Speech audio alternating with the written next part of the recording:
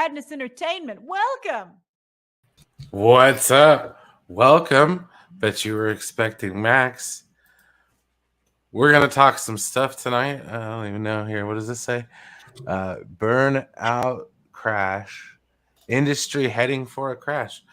I don't know. I've been talking about some of that stuff. I wouldn't use the word crash. It seems a bit hyperbolic. But Max will be along shortly. Let's see here. I believe he says, I am coming. All right. That's what she said. Yeah. Oh, yeah. Anyways, we'll say hello to everybody real quick, and then we'll go around the horn. And maybe we'll talk about the first story, maybe. I don't know. All right. We got Jeffrey Miller here. Keely Chow, of course. Hey, everybody. Keely Chow's awesome. Yeah. And dude, go check out Black Angus. He's a good dude. I like Angus. Black Angus is great. Yeah. He's an old friend of mine. Yeah, our love of AC/DC rivals anything. Like, we didn't talk for like a whole year, and then when AC/DC's album came out a couple years ago, I was like, "Hey, what'd you think of it?" He's like, "Oh, hell yeah!"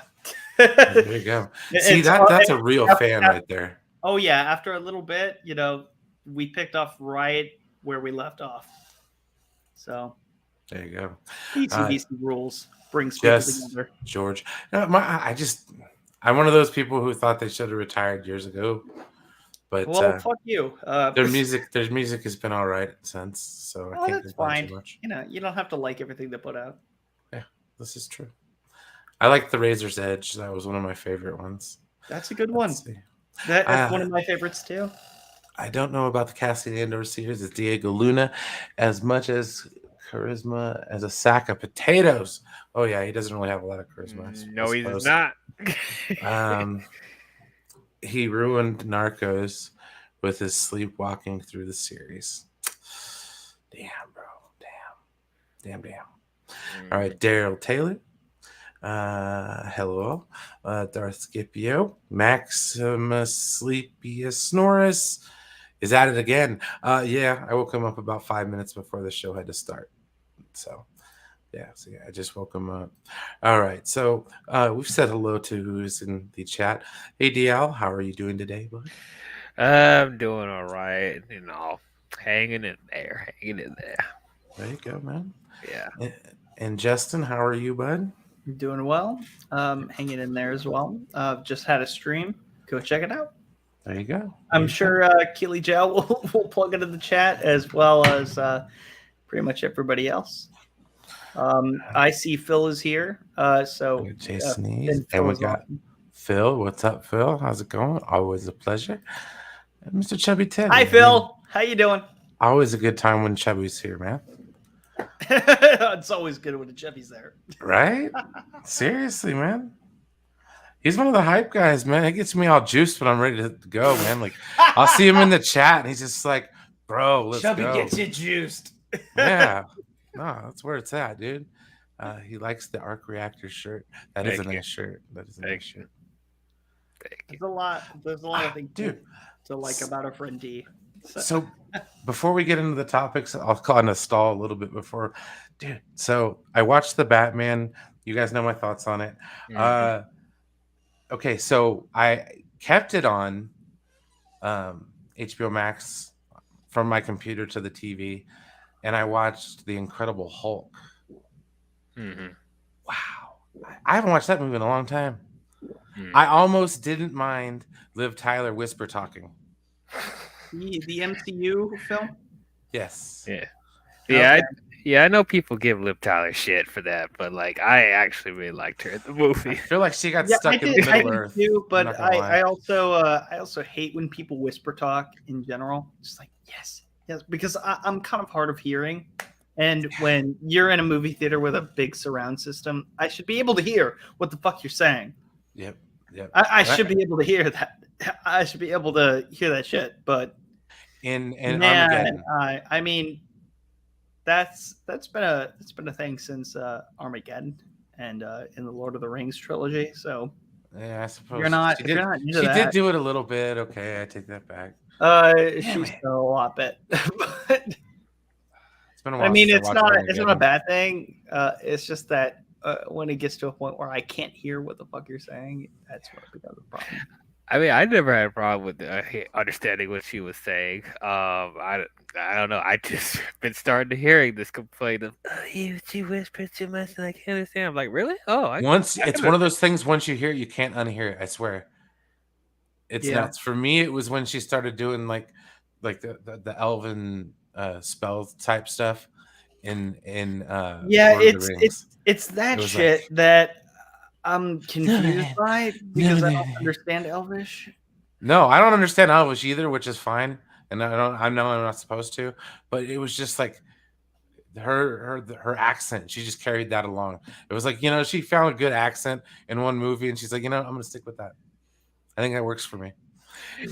Well, choice. That worked for everybody, but Sean Astin was the only one who was like, you know what? I'm not going to put on a fake accent in Lord of the Rings. Like, I'm just going to speak in my American way, like Mr. Frodo.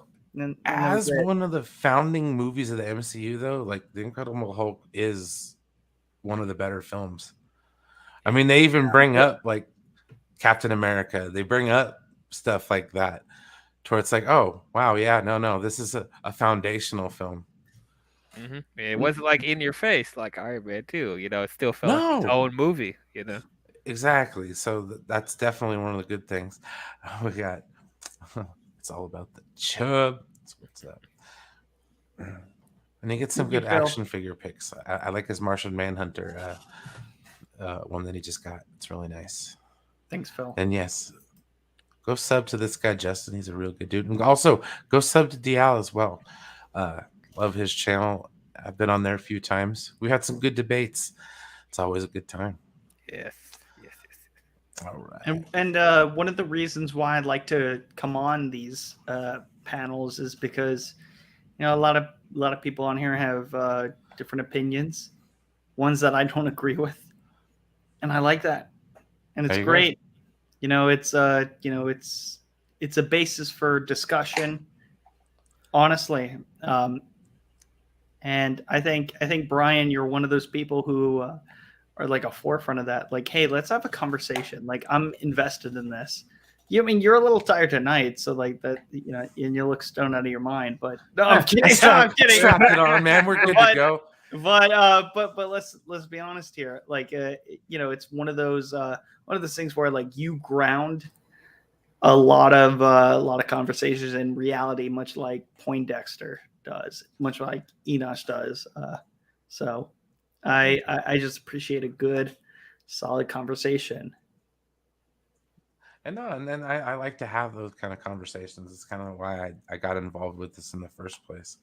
So like I do appreciate that quite a bit, man. I'm glad to have you on here too, because like I said, it's a differing opinion. Like at first it was like, oh, kind of butt heads there in the beginning, with differing opinions, and then after a while, it's like you understand where I'm coming from. I kind of understand where you're coming from. So it's like we get it good. So yeah, some people say like I threw a wrench in there. I say I threw 3 wrenches. I know what that's like. You stand strong. Nova Joe. I'm very opinionated on things I'm passionate about, and I would imagine that you guys are as well, and everyone in the chat is too. Yeah, I mean, I get attacked for not being excited for Thor: Love and Thunder. I totally. What you get attacked for that? Have these assholes seen? Hang on a second. Ragnarok, or at least the first 30 minutes. What I saw of it and walked out of. No, no. Come on. It was the best movie of the last phase, man. It was better than Endgame. I loved it that much. Thor Ragnarok was better than Endgame. I'm sorry. I'm going to have bad opinions on that, guys. No. This is just a preview. I mean, all the Thor movies kind of suck. I actually really like the first Thor. I really enjoy that one. That's another underrated Marvel film along with the Incredible Hulk. I mean, let's be honest though, it's the weakest of the series because I can't quite put Incredible Hulk as like, it's not part of a series. Like we haven't had a Mark Ruffalo solo movie.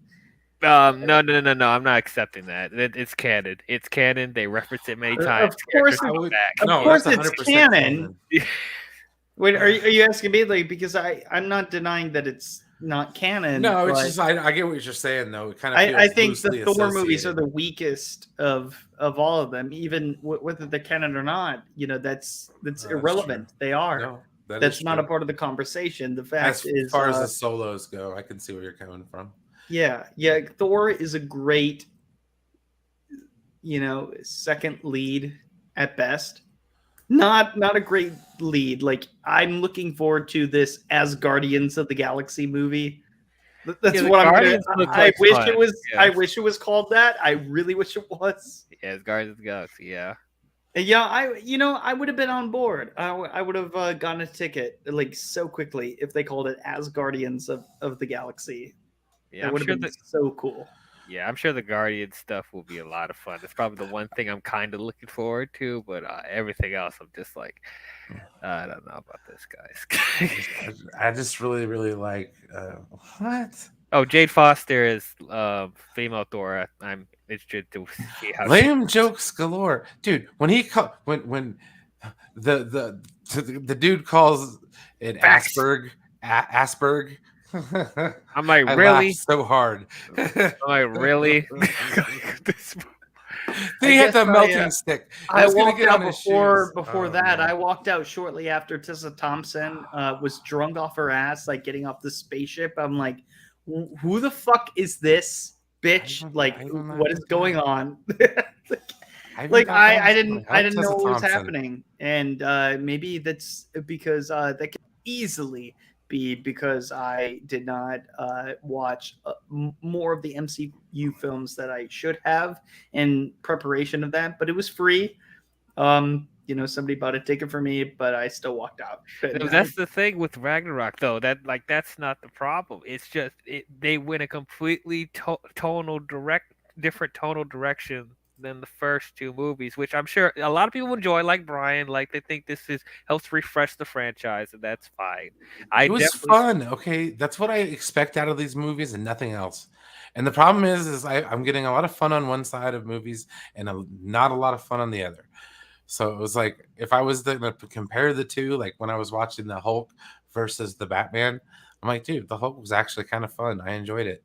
Like that's Thunderbolt Ross. You get to see him in Civil War. Like he comes back. So No, I totally get it. It's just like for me. It's just for me. I'm the jaded.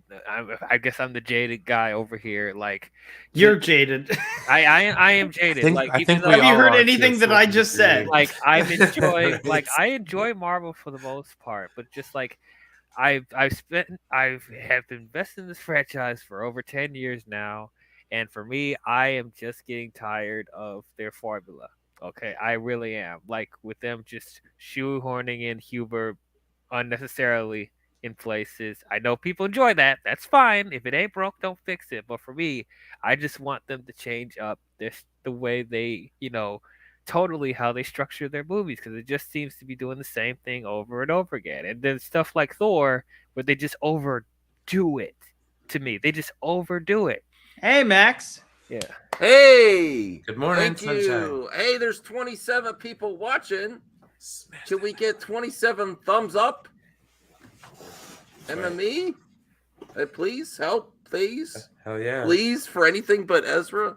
Because I did my best to find some news that's not about the usual stuff. Ezra, yeah. I was trying so hard to find stuff. Yes. Yeah, it's okay. It's been a kind of a slow news week, and I discovered that on my own channel. So yeah, it's fine. We had a very short show, like an 80-minute show, and we powered through it, and it was fun. It was great, but All right. Well, thanks for joining us too, Justin and DL. Thank you, Brian, for getting the show going. How's everyone doing tonight? All right. Okay, you were talking about Thor again. Yeah, we were. I didn't even get to talk to you guys about Thor. So no. Go right ahead. I mean, as I said, like I'm still not very excited for Love and Thunder, but the teaser I thought was good. It was a fun little teaser. I think the Guardian stuff will be really interesting. That's probably one of the few things that I'm kind of interested in seeing. Along with I'm curious to see how Natalie Portman does as Mighty Thor. I think that she looks really good. But yeah, other than that, not really, still not that interested in the movie. I mean, I don't think it's gonna be good, but maybe I hope it's better than Ragnarok. I don't know, because I wasn't a huge fan of Ragnarok. I know a lot of people love it. Everyone keep loving it. Brian keep loving it. Not saying you're wrong for loving it. Just for me, it just wasn't for me. And it feels like it's gonna be more of that in this next one. So I don't know. We'll see how it goes. Yeah, DL, that's a great mindset to have, because look, if you loved Thor Ragnarok, good for you. Good for you. I'm envious of that. I'm envious of people who love the DC universe as it stands, because the only movies I like involve Christopher Reeve, and that's about it. And Joker. It took me a while to watch the only old Batman movies I watched. A few months ago I watched not Batman and Robin, but Batman Forever with Val Kilmer. I was like, I like this, and I was on board with the Jim Carrey stuff. And I like Jim Carrey that too. I did. I was surprised because I mixed it up with Batman and Robin. I thought they were both terrible, but at first it was because I mixed the two up. I saw the two back to back when I was a little kid, and I couldn't remember which movie is which. And Jesse Milestone, of all people, called me out and was like, "No, you are one of those people who just watches these on TV, and you don't even know what you're talking about." And so when she called me out on that, I'm like, you know what? Fine. I'll watch this Batman Forever. And I was wrong, and that's okay. I like to be proven wrong. I like it when I enjoy movies that I previously kind of dismissed. I dismissed the first Pirates of the Caribbean movie, and I loved it. I just watched it this morning, and I was like, wow. What about the rest of them? Fun. That's a different story. I like Dead Man's Chest. I saw it a few times in theaters, and I loved it. But I didn't know what the fuck was going on. But I was like, I'm interested in Jack Sparrow. That's the only thing that I was interested in. And we're not going to open up that can of worms, though. But I will. Dead Man's Chest I thought was all right. It's probably the closest to the quality of the first movie. Third one was not good at all. And then I heard that. The fourth one, oh my god, it was bad. Nobody in Stranger Ties or something. Stranger Ties, yes. Let pirates go. What did you think of Dead Men Tell No Tales? It's okay. I can't remember which one's which. Yeah, I want to say it's better than 3 and 4, but not by a lot. That's 1 and 2 are good. The other ones suck a fuck. Yeah. And if they decide to make a fifth one, regardless they of did make a fifth one. I mean, I'm sorry. I mean, sixth one. Do you know what I mean? How would you on? If they decide to do another one, whether Johnny Depp comes back or not, I don't know if I'd be excited for it. If they make a sixth one, they should have all 3 back and just have a grand finale. Well, for nostalgia reasons, have Keira Knightley back, and she was, oh my god, I was looking at that first one, I was like, oh my god, I couldn't stop looking at Keira Knightley. Oh my god, she was gorgeous. I mean, I still love Keira Knightley. She's amazing. Yes, yeah. I mean, she really is, and I had a lot of sympathy for a character too. But at the same time, it was the plot was very good for that one, and so I wanted to see, where are these characters going to end up, and we see the second one, and leads to where it leads to. And by the time that you get to the third one, you don't care about the characters anymore. Watch it I thought Captain Jack was dead.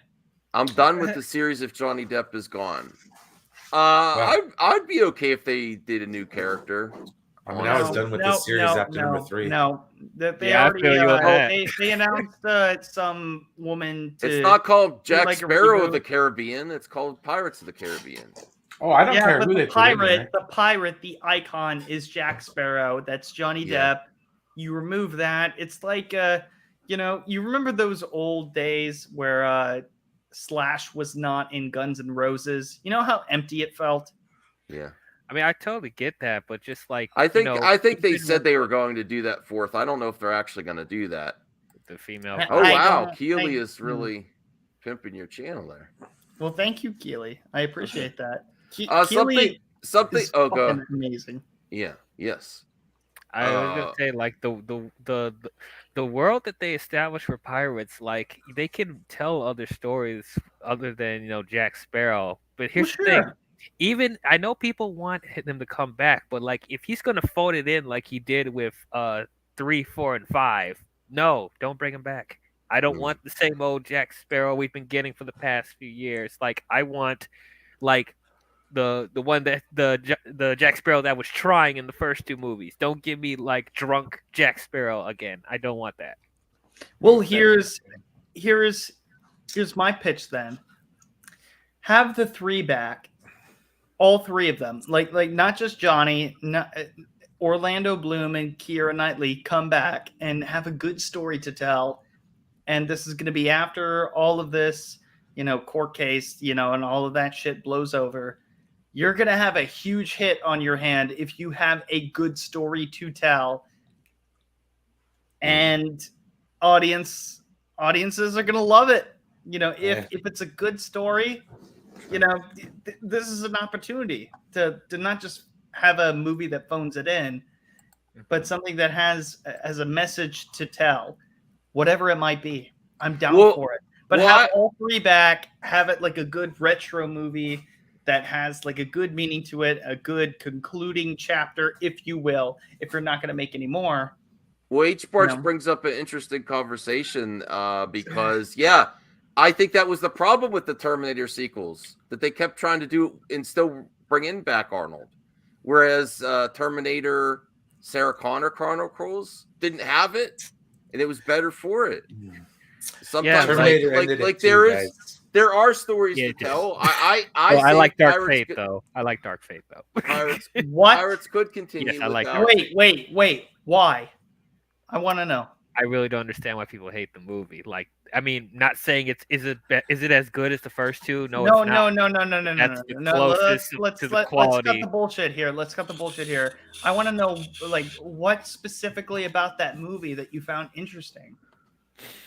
I like Sarah Connor in that movie. I really liked how she evolved when she got older. That stuff was really, really interesting. And I personally liked the new characters that they introduced. Mm-hmm. That's just me. Yeah, me too. I didn't think it was woke like people were saying it. I think the story just didn't go anywhere. That's the thing, But like, and they were doing the same thing, and they were doing the same thing that they did for the previous 3 movies, which is also irritating. Which is why, even though Salvation wasn't that good of a movie, I like that it was set in the future. I want my money back. Yeah, I get that, but I like that it was actually set in the future. It was a different scenario than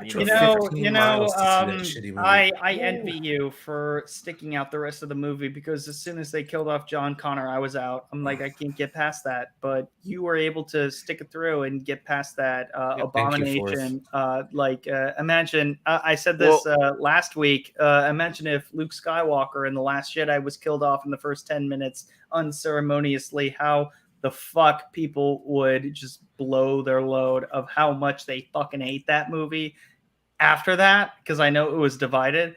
But Luke Skywalker dies first 5 minutes before the, even before boom, like you see Luke Skywalker just dying, Like, yeah, that would have pissed everybody. Having a off. heart attack when she hands him the lightsaber. I'm sorry. I'm sorry. I could not get past that. You kill off John Connor. He's the reason these movies exist. No, I totally understand why people got turned off after that. Like, it's asking a lot. Are you trolling? You have this big old grin on your face. However, okay. I need to get to something here because I wanted to try something because I want to do something more for members. We've done members mailbag before. So I'm thinking to post a link earlier in the day and then do members stuff real quick at the beginning of each show. For example, Ramblin' Man left some questions when I was supposed to do a standalone mailbag show and I forgot to do it. So I want to try to remember to do that at the beginning of each show. I'm going to post a link tomorrow afternoon for you viewers and members on the replay so you could try to get involved and get some. That way it'll like ease into the topics too, hopefully, during MME Live. I apologize. I just was seeing that this conversation is going to go for a while. I apologize, Justin and DL. But I want to share this. There's only 2 today. But I want to shout out to the Ramblin' Man who always leaves some mailbag questions. And this also helps because there's not many topics. Okay, so let me, and I didn't pre-read these, so let's look at these. DL, Brian, and Justin. So his first question is Obi-Wan. Again, shout out to the Ramblin' Man. We love Ramblin' Man, especially if you haven't caught the Saturday show, MME International. He's doing a really good job. He says Obi-Wan and Stranger Things 4 being released within a couple days of each other in May. Which one are you looking forward to the most? And which one will have the biggest viewer numbers? I personally am looking forward to Obi-Wan more because I kind of have a feeling how Stranger Things is going to be, but we have waited a long time for Stranger Things as well. And it's supposed to be the final season, right? No, they have one more after this. Really? They said we're going to end it at 5. Oh my gosh. Okay. Well, that's good. Which one do I think will have the biggest viewer numbers? I think Obi-Wan, but I don't know. I think it's going to be pretty close, though. I think people are going to be surprised. No. Okay. No, I disagree on that one. I am looking forward to Obi-Wan a little bit more. Just to see, like, this is going to be the final straw. If they fuck up Obi-Wan, I'm out. I'm done. Okay. I'm not going to give a single fuck. I'm going to sell all of my Disney stocks. That's how pissed I will be. Like, if they fuck this up. You have Disney stocks? Yep. Oh, wow. Okay. I'm a shareholder. You're a shareholder? You go to their meetings? Sometimes. Sometimes? Okay. Yeah. Right. It's like right. This is news. But no, look, like it's just one of those things that I'm not going to be happy about. And if I'm perfectly honest, it's been a longer amount of time since. Are you okay, Brian? You look like me. Sorry. You look like me sleepy. No, I was tired and backstage. Oh, okay. Sorry. No worries. Right. The last time I'm with Ryan. I haven't watched Stranger Things yet, so that's not even. You're with Ryan? I hope so. That's what you just said. No, I said I'm with Ryan. Oh, I thought you said I'm with Brian. I'm like, I hope you're with Brian. He said I haven't seen Stranger Things. Yeah, neither have I. And yeah. I'm probably cool not. So. Yeah, but a lot of people have, and that's okay. That's okay if you haven't seen it. You're missing out, but that's. RJ, he said he would consider selling his stocks. Well, he said he will sell his stocks if they mess up Obi-Wan. He's got no confidence that's going to be as a stockholder. He's going to let it ride or let it go. Give his. I'm going to consider it, but at the same time, if it gets me more dividends, I don't give a shit. But so it's like I don't know. Like it's maybe. But like it will be a final straw for me watching any future Disney Star Wars. Well, what do you think's going to get more views? And then we got to get to DL and Brian. But Justin? I honestly think that Stranger Things has had a bigger gap, and people have had more hype over it. It's been a longer period of time, despite that never-ending story bullshit that I'm not going to get into. Fuck that movie. Fuck that song.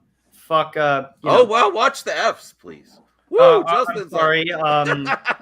Not even a half hour. F. in, Jesus. Dustin's long-distance radio girlfriend, Susie Poo. I hate her so much. But it's been a longer enough time, and we as fans, have been longing for this fourth season for such a time where it's like, it's kind of like when you swear, but like you never swear, it has more of an impact. Much like, if you have a bunch of Star Wars, it's like it's gonna have a lesser impact if you release another show and another show or whatever. But like you release a Stranger Things show every couple of years, or for now it's been like double the amount of time that it's ever been.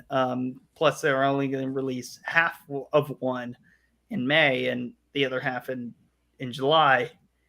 It's going to have a bigger impact. Like people have been wanting to know what has happened with these characters. So that cliffhanger in the end of season 3, people have been longing for that. That's these answers to these questions that we've had for all this time. So I think it's going to get a lot of viewership, especially for that first half, much more than Obi-Wan can dream of. All right. DL. I think. Thank you, Justin. DL, what's your answer to the question? What are you looking forward to more, Obi-Wan or Stranger Things? And what do you think's going to do better numbers? Jeez, this is a really tough and question. Then fourth, we'll get to your super chat after DL. Yeah, this is a really tough question because I'm really looking forward to both.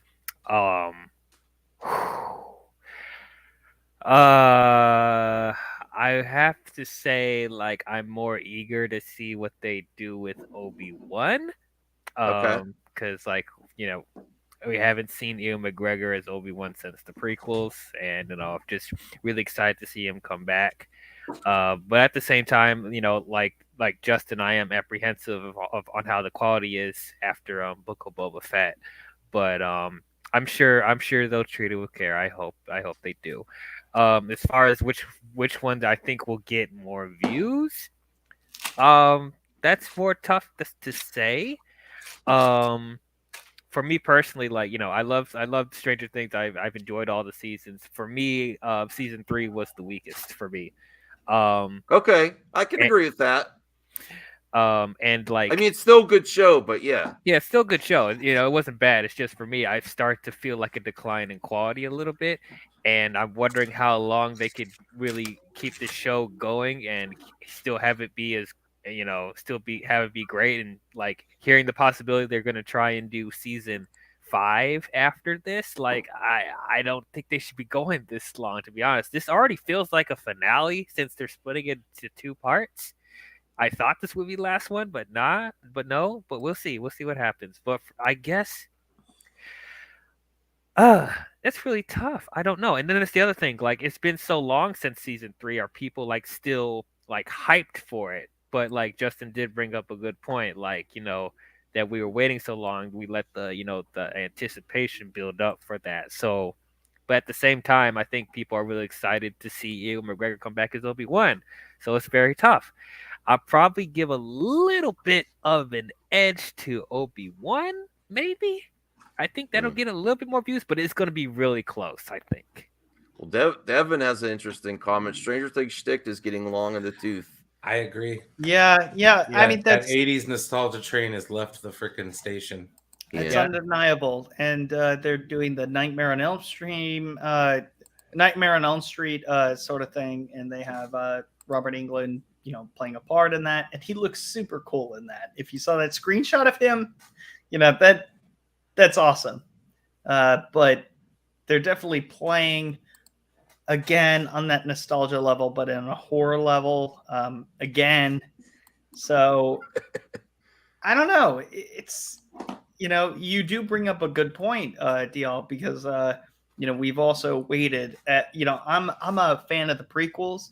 So when Obi-Wan comes out, I'm going to be looking forward to seeing Ewan McGregor. Well, we have we have an interesting topic later, because I'll have to admit I was wrong on a topic from the other day. I was like, it's no big deal. It's no big deal. There's some real warning signs. Admitting that he's wrong about something. I want to hear this. Yes. So stay tuned for that. You 25 viewers, stick around. Normies watch. You 27 viewers, stick around, because I'm going to admit I was wrong, and I'm a little concerned. I'm slightly concerned about something. What'd you say, Brian? I just think that Stranger Things is going to get more views because more normies watch Stranger Things. That's another thing. It's a matter of opinion, but dude, I'm just saying right now. My mom will watch Stranger Things. She ain't gonna watch freaking Star Wars. Doesn't matter. Having Star Wars in the title is a turn off to a lot to That's the thing. Like Obi-Wan, I feel like it's shout going out to to appeal. Fourth 1000, a great supporter of the show. Appreciate the $5 super chat. It really helps keep the lights on around here, the green screen lights. Thank you, Fourth 1000, $5. Obi-Wan, just get a brace so it doesn't fall over. I love this avatar so much. It's from my favorite Kevin Smith movie. Oh, okay, cool. Tusk. Yeah. All right. Tusk was great. Well, Obi-Wan is the life support of the Star Wars franchise. We're searching for a pulse right now. You think Obi-Wan's the pulse of the franchise, and that's what's gonna what? I don't think it's the pulse of the franchise. It's not on life support. What the hell are you talking about? It's not like look, guys. Let's look at the grand scheme of things, though. Wait a second. I want it because he's a paying customer as well, or 4,000 paying customer. So I want to evaluate this too. I do think this is a pivotal moment in this Disney Star Wars releases, because remember, what was the other one was Luke, how they treated Luke. Obi-Wan is near Luke Skywalker level of nostalgia and how people feel about Obi-Wan, and I do think that it's going to be a litmus test for the rest of Disney Star Wars. It's going to be another moment, yes. Because Obi-Wan so far has been treated really well, even if you're not a big fan of the prequels. Everyone agrees that Obi-Wan was really good in the prequels, Ewan McGregor. So I do think it's important. Yeah. No, thank you. I just want to thank you for we appreciate the super chat, but let me just tell you how wrong everybody is. Right now. Okay. So thank you, customer. You're wrong. I'm a customer too. I'm a member of the. I'm joking with you. Sort of Power Brigade. I'm joking with you. So no, just kidding. But no, I'm a stockholder, so we're I'm still interested. talking about Star Wars. That's how I You're know a Star Wars stockholder is in alive MMA, and well. Justin? No. Disney. Okay. I'm just kidding. Go ahead, Brian. I'm sorry. I was just joking. No, I'm just saying, dude, this Star Wars is alive and well. Why? Because we're talking about it. We all watched Boba Fett. I mean, yes, it was hit or miss, but we still, for the most part, enjoyed it. Okay. Star Wars really hasn't been all that bad since Disney bought them. Okay. It's mostly based on opinion, whether or not you like The Last Jedi or the Rise of Skywalker. So, as far as what they put out, it's been fairly positive for the most part. It's made them money.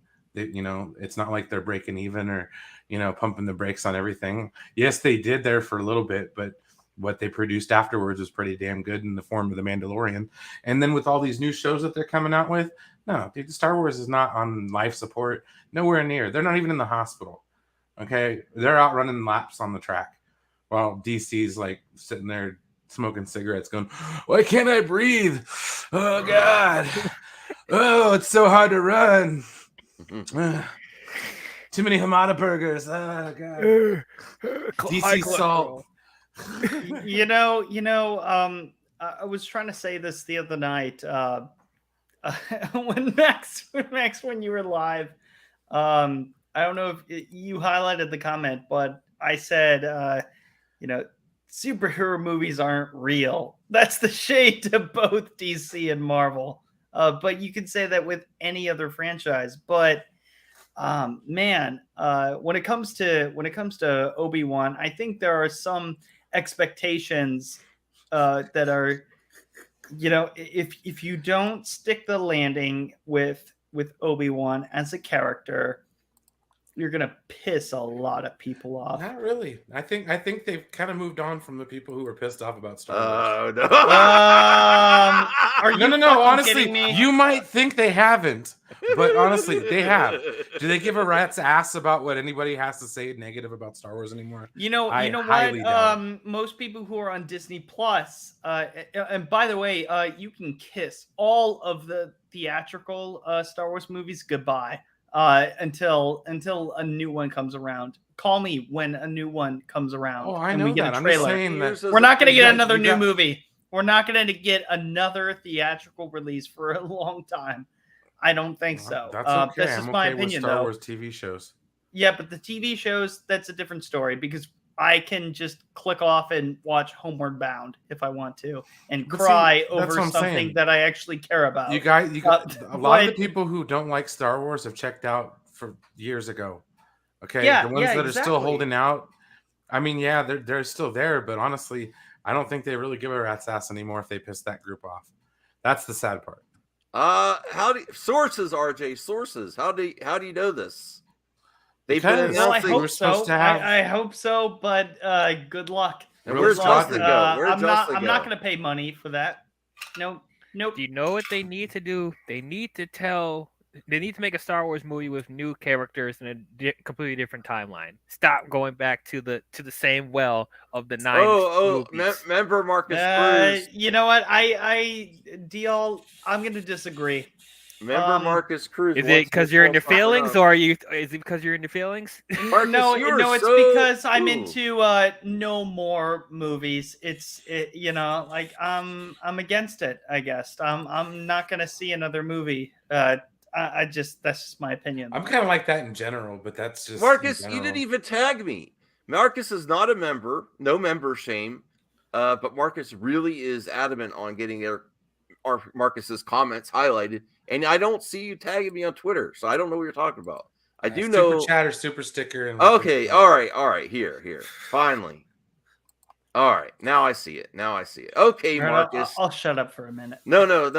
I'm laughing at Marcus. Hold on. It is actually cool. Thank you, Marcus. Hold on. I don't member shame, but but man, Marcus is like, no. Hey. Can you look at this? Look at this. All right. This is actually really cool. That does look I'm not showing it. Sorry. Yeah, I don't know. Once That again, that does look like come in and slap us. Get all jiggy with it, Will. yeah. I mean, do we have to RJ. send you a link, RJ, or do you have access? to it? Get all jiggy with it. For sure. All right, RJ, give me your best. Oh, What give I'm saying is like Lay it down. Well, take I some mean, cool, I man. assume he's referring to me, but if you disagree, that's fine. Just like, you know, if you want to come in and just, you know, disagree, that's fine. No, they're I'm actually cool with a good conversation. Oh, I'm what's not Guys. in the game of, you know, getting into That's a fight not with what he was somebody, talking but- about. He was talking about the movies. There are Star Wars movies in the works that are in production at the moment. They should I be don't out You know think what I any say? of them are Ha! gonna. I want to see it happen for sure, but they keep talking about it. I want They to see haven't done Taika shit. Waititi Star Wars. It's gonna happen, man. They announced Sure, that like sure. 2 years ago too. Yeah. And man, look, I'm just unless saying. they prove me wrong, well, let's unless somebody sees it before me, I'm not gonna go see him. Well, I'm not let's- gonna what do we pay think of my this- money. What do we as think a of this stockholder image? to It does. see them. It does give me vibes of Return Pretty of the solid. Sith. You know, Return of the Sith. Revenge of the Sith, whatever it was. Well, of course it's gonna Good give you this lord! I'm Revenge working of on the my, Jedi. I'm working on my research paper. You know, I'm working really hard on that, and you know, I'm listening in, trying Sounds to listen like in it. the background. You know, what is wrong with some of y'all? Are y'all What do you still- mean? What Are did y'all I on say? crack? What did I I say? guess Maybe. it's me. Star Wars It's is me. like Is Star it? Wars is not on life support, man. Like, No, I didn't say I didn't agree with that part, I but I didn't do with agree either. that it's a I pivotal didn't either. It's a pivotal moment where it's gonna be another moment. even if this for show those fans. sucks, it's gonna be fine. No. This cannot suck. This It's cannot. not going to suck. It's not gonna suck. But it's even not if it going to did, be okay if it fine. sucks. How do you gosh. know it's not going to suck? Why are haven't you guys seen holding it. like a metaphorical gun to the temple I'm of not. Disney? Like, I'm you not. better make a good movie, damn it! It better be a good show. That's or what I'm else. saying. It's like I'm y'all not are acting having like Obi-Wan. dude. that. Hold on, They've hold on, been hold on. promising this Hold on, since hold on, Disney hold on, bought it. Hold on. Yeah. If The Last Jedi and all that kerfuffle didn't kill Star Wars, I highly doubt Obi-Wan being disappointing, which I don't think it will be, is going to kill Star Wars or like ruin the brand any more than it already to some people was. I don't think it will kill I the think it's franchise going to open up but- those wounds again. Listen, but- I'm not saying for me. I don't think But I'm why gonna are we rage. acting like that's even a possibility, though? It is extreme possibility. Why is it an extreme possibility? They've like in terms of the Star Wars TV shows, none of them have been bad. That's subjective. that's- Boba look, Fett, people thought was horrible. you know, Boba Fett liked wasn't it. horrible, here's the though. interesting I know, thing, I like RJ. it. RJ, your perception of good and bad is only your perception. Like I could think, the Book of Boba Fett. Well, here's for a me stock- Are you personally, a stockholder, RJ? I This did is a not stockholder. like it. Devin's But on that point, though, real doesn't quick. mean it's bad in terms of quality. It's all a matter of perception. So, you saying like, oh, this is good or bad, it's just your opinion. And Well, I'm, no, of course, expressing my opinion. Yeah, So, I you're feel fine. like you came on to like try to school me or something. I don't know. Oh, maybe no, that's no, maybe no, that's no, maybe no. maybe He's that's joking. maybe came I'm in here misinterpreting, joking. but No, I came in I'm here just like jokingly to throw some hey, shade. look, No, it's all like good. why, what did convince you to come on? Like, what was the turning point? He's I'm just curious. having fun. Yeah, I'm just Justin. having He's gonna- fun. I'm not he was- being serious, but Yeah, no, yeah. I'm just. It was more so the comments I saw in the chat than anything that any of you said. I'm just like, Star Wars is like fine. Y'all acting like it's like life support and dying. No, I think it's another moment that Dude, video games are amazing. Bad Batch was amazing. Cartoons are on point. Okay. We have 2 movies coming out that have already been announced that are dated. We have this show coming out. We have Andor, The Acolyte. I mean, there's a lot of good stuff in the horizon. Like, if anything, it's in like a new era of television and video games. I mean, come on. That's a good point. And I think Lego Star Wars if just it- came out and captivated the world. Yeah. And one of those things is, you have all of these amazing people that can make, anything you want come to life. But it's whether or not you like it or not is up to interpretation. No, whether, of course, that's the thing. Whether something is great or something is good, like you have the potential to do anything you fucking want, and then you choose to do this. Like F you, like that's the kind of mindset that a lot of fans are kind of at right now. Or what do you mean? No, in terms of anything, in terms of shows, in terms of longtime fan bases, anything you can think of. You have all this technology, but you choose to remake The Lion King and live action. Fuck you, Jon Favreau. Oh, That's wow, the kind the of F's thing. again. Oh. Oh, I'm sorry, F you. To be fair, he just but took the like paycheck. but Really you blame understand someone what I'm taking the saying. paycheck. It's like it's what you choose to do with what you have that matters. Hey, Ashley. Hey, Ashley. what's up? Actually, hey. Hey. What's my favorite MCU fan doing tonight? Just left Eddie's stream, and I'm here. Oh with you God, that guys. MCU hater. Yeah, he's so mean to me, guys. You, I you kinda really hate cried. the MCU. No, No, I no, love it. Eddie, Not Eddie. me. I'm married to Kevin Feige. I love it. Yeah, I love it. Yeah. I Okay. love How are you? MC. Oh, we're doing good. We're talking about Star Wars. That got a little people heated about the potential for Obi-Wan and if it's going to be good or not, and what that means for the fan base and confidence in the property. So Yeah. that's what we're talking about. I was going to mention just real quick too to Sean Hickman's point. I don't think Ewan McGregor would sign up for this after all this time of them trying to do something with him. He'd just be like, "Yeah, I'm gonna phone it in and do be in a bad show." We after got all to this get to time. the other member mailbag question.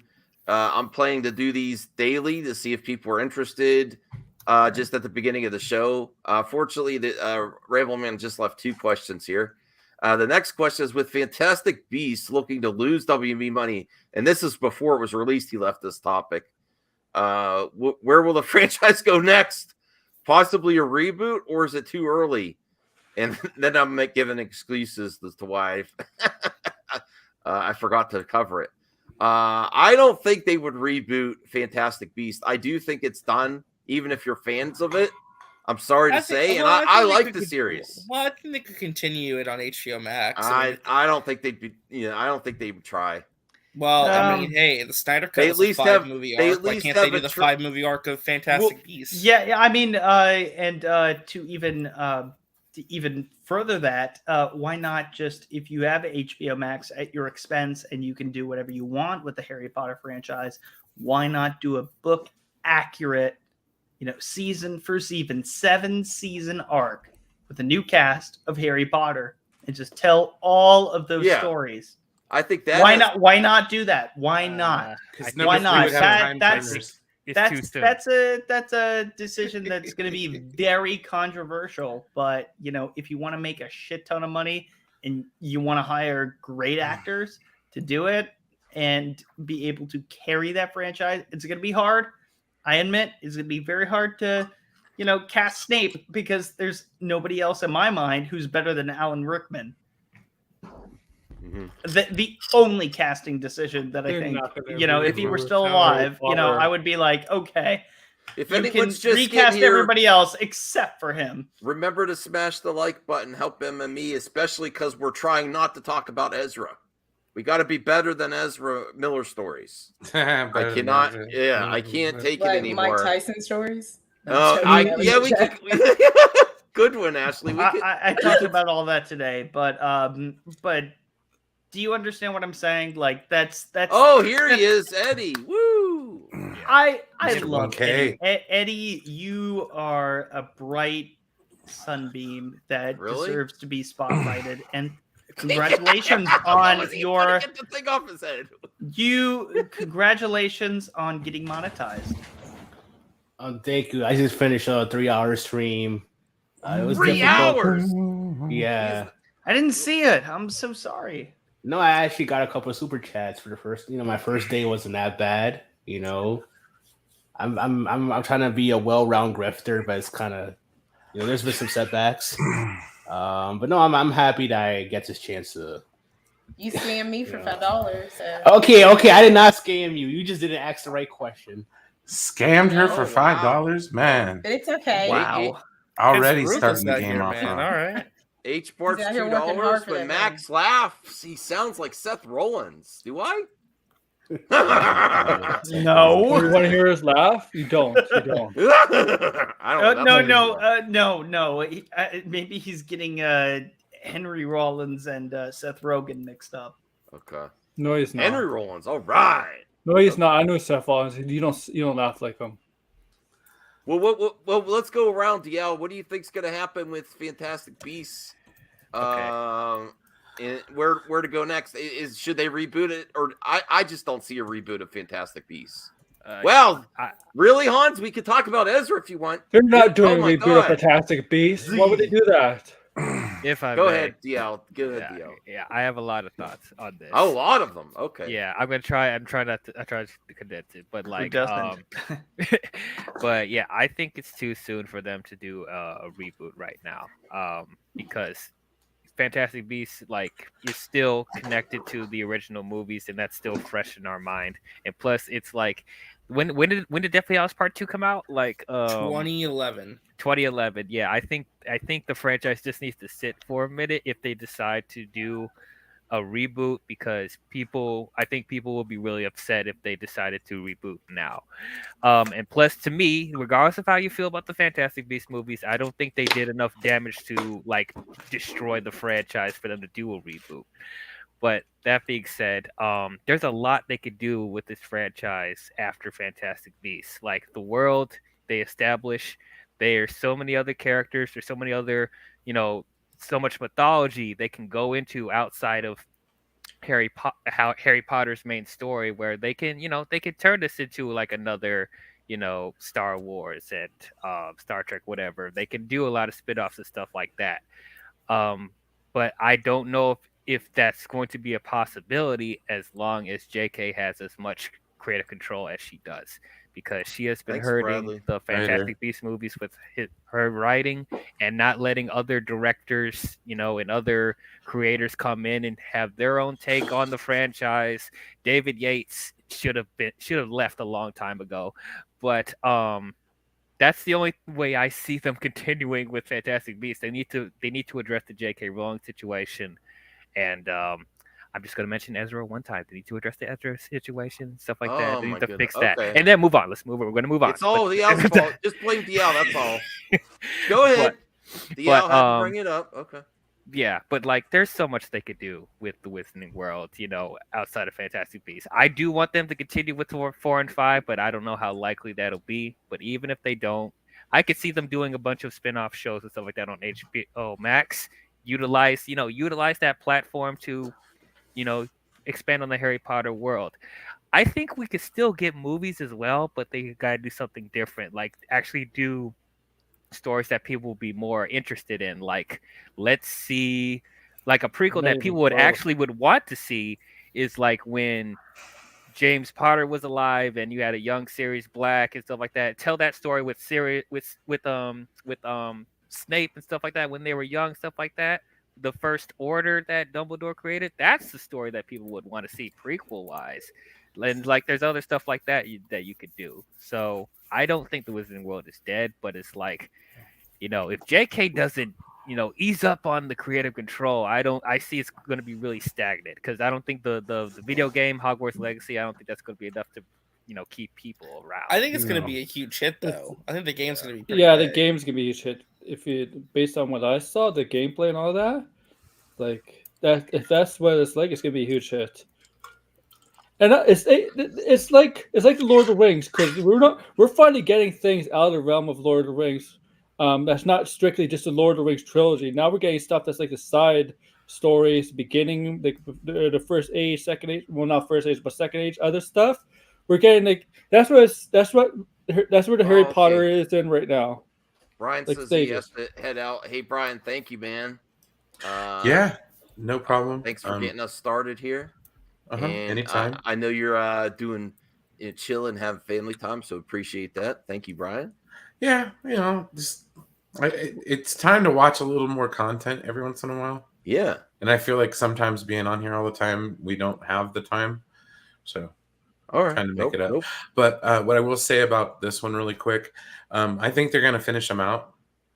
There's too many contracts and paperwork and obligations with J.K. Rowling and all that stuff, to where there's too much money involved, to where they're not going to outright. I see one recasting because they've already done it twice.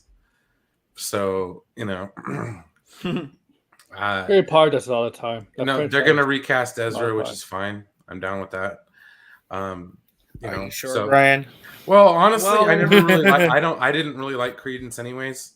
Well, first of all, they have to green light the fourth film. I don't think they will. Oh, I'm sure they will. You guys watch? Well, think of it this way. J.K. Rowling is living in a pool full of money. And so if Warner Brothers doesn't fund it, she will. Yeah. Well, it's like Jimmy Garoppolo. Okay. He's on the fifth year of his 5-year contract, and he could just basically sit on the sidelines. That's a great comparison.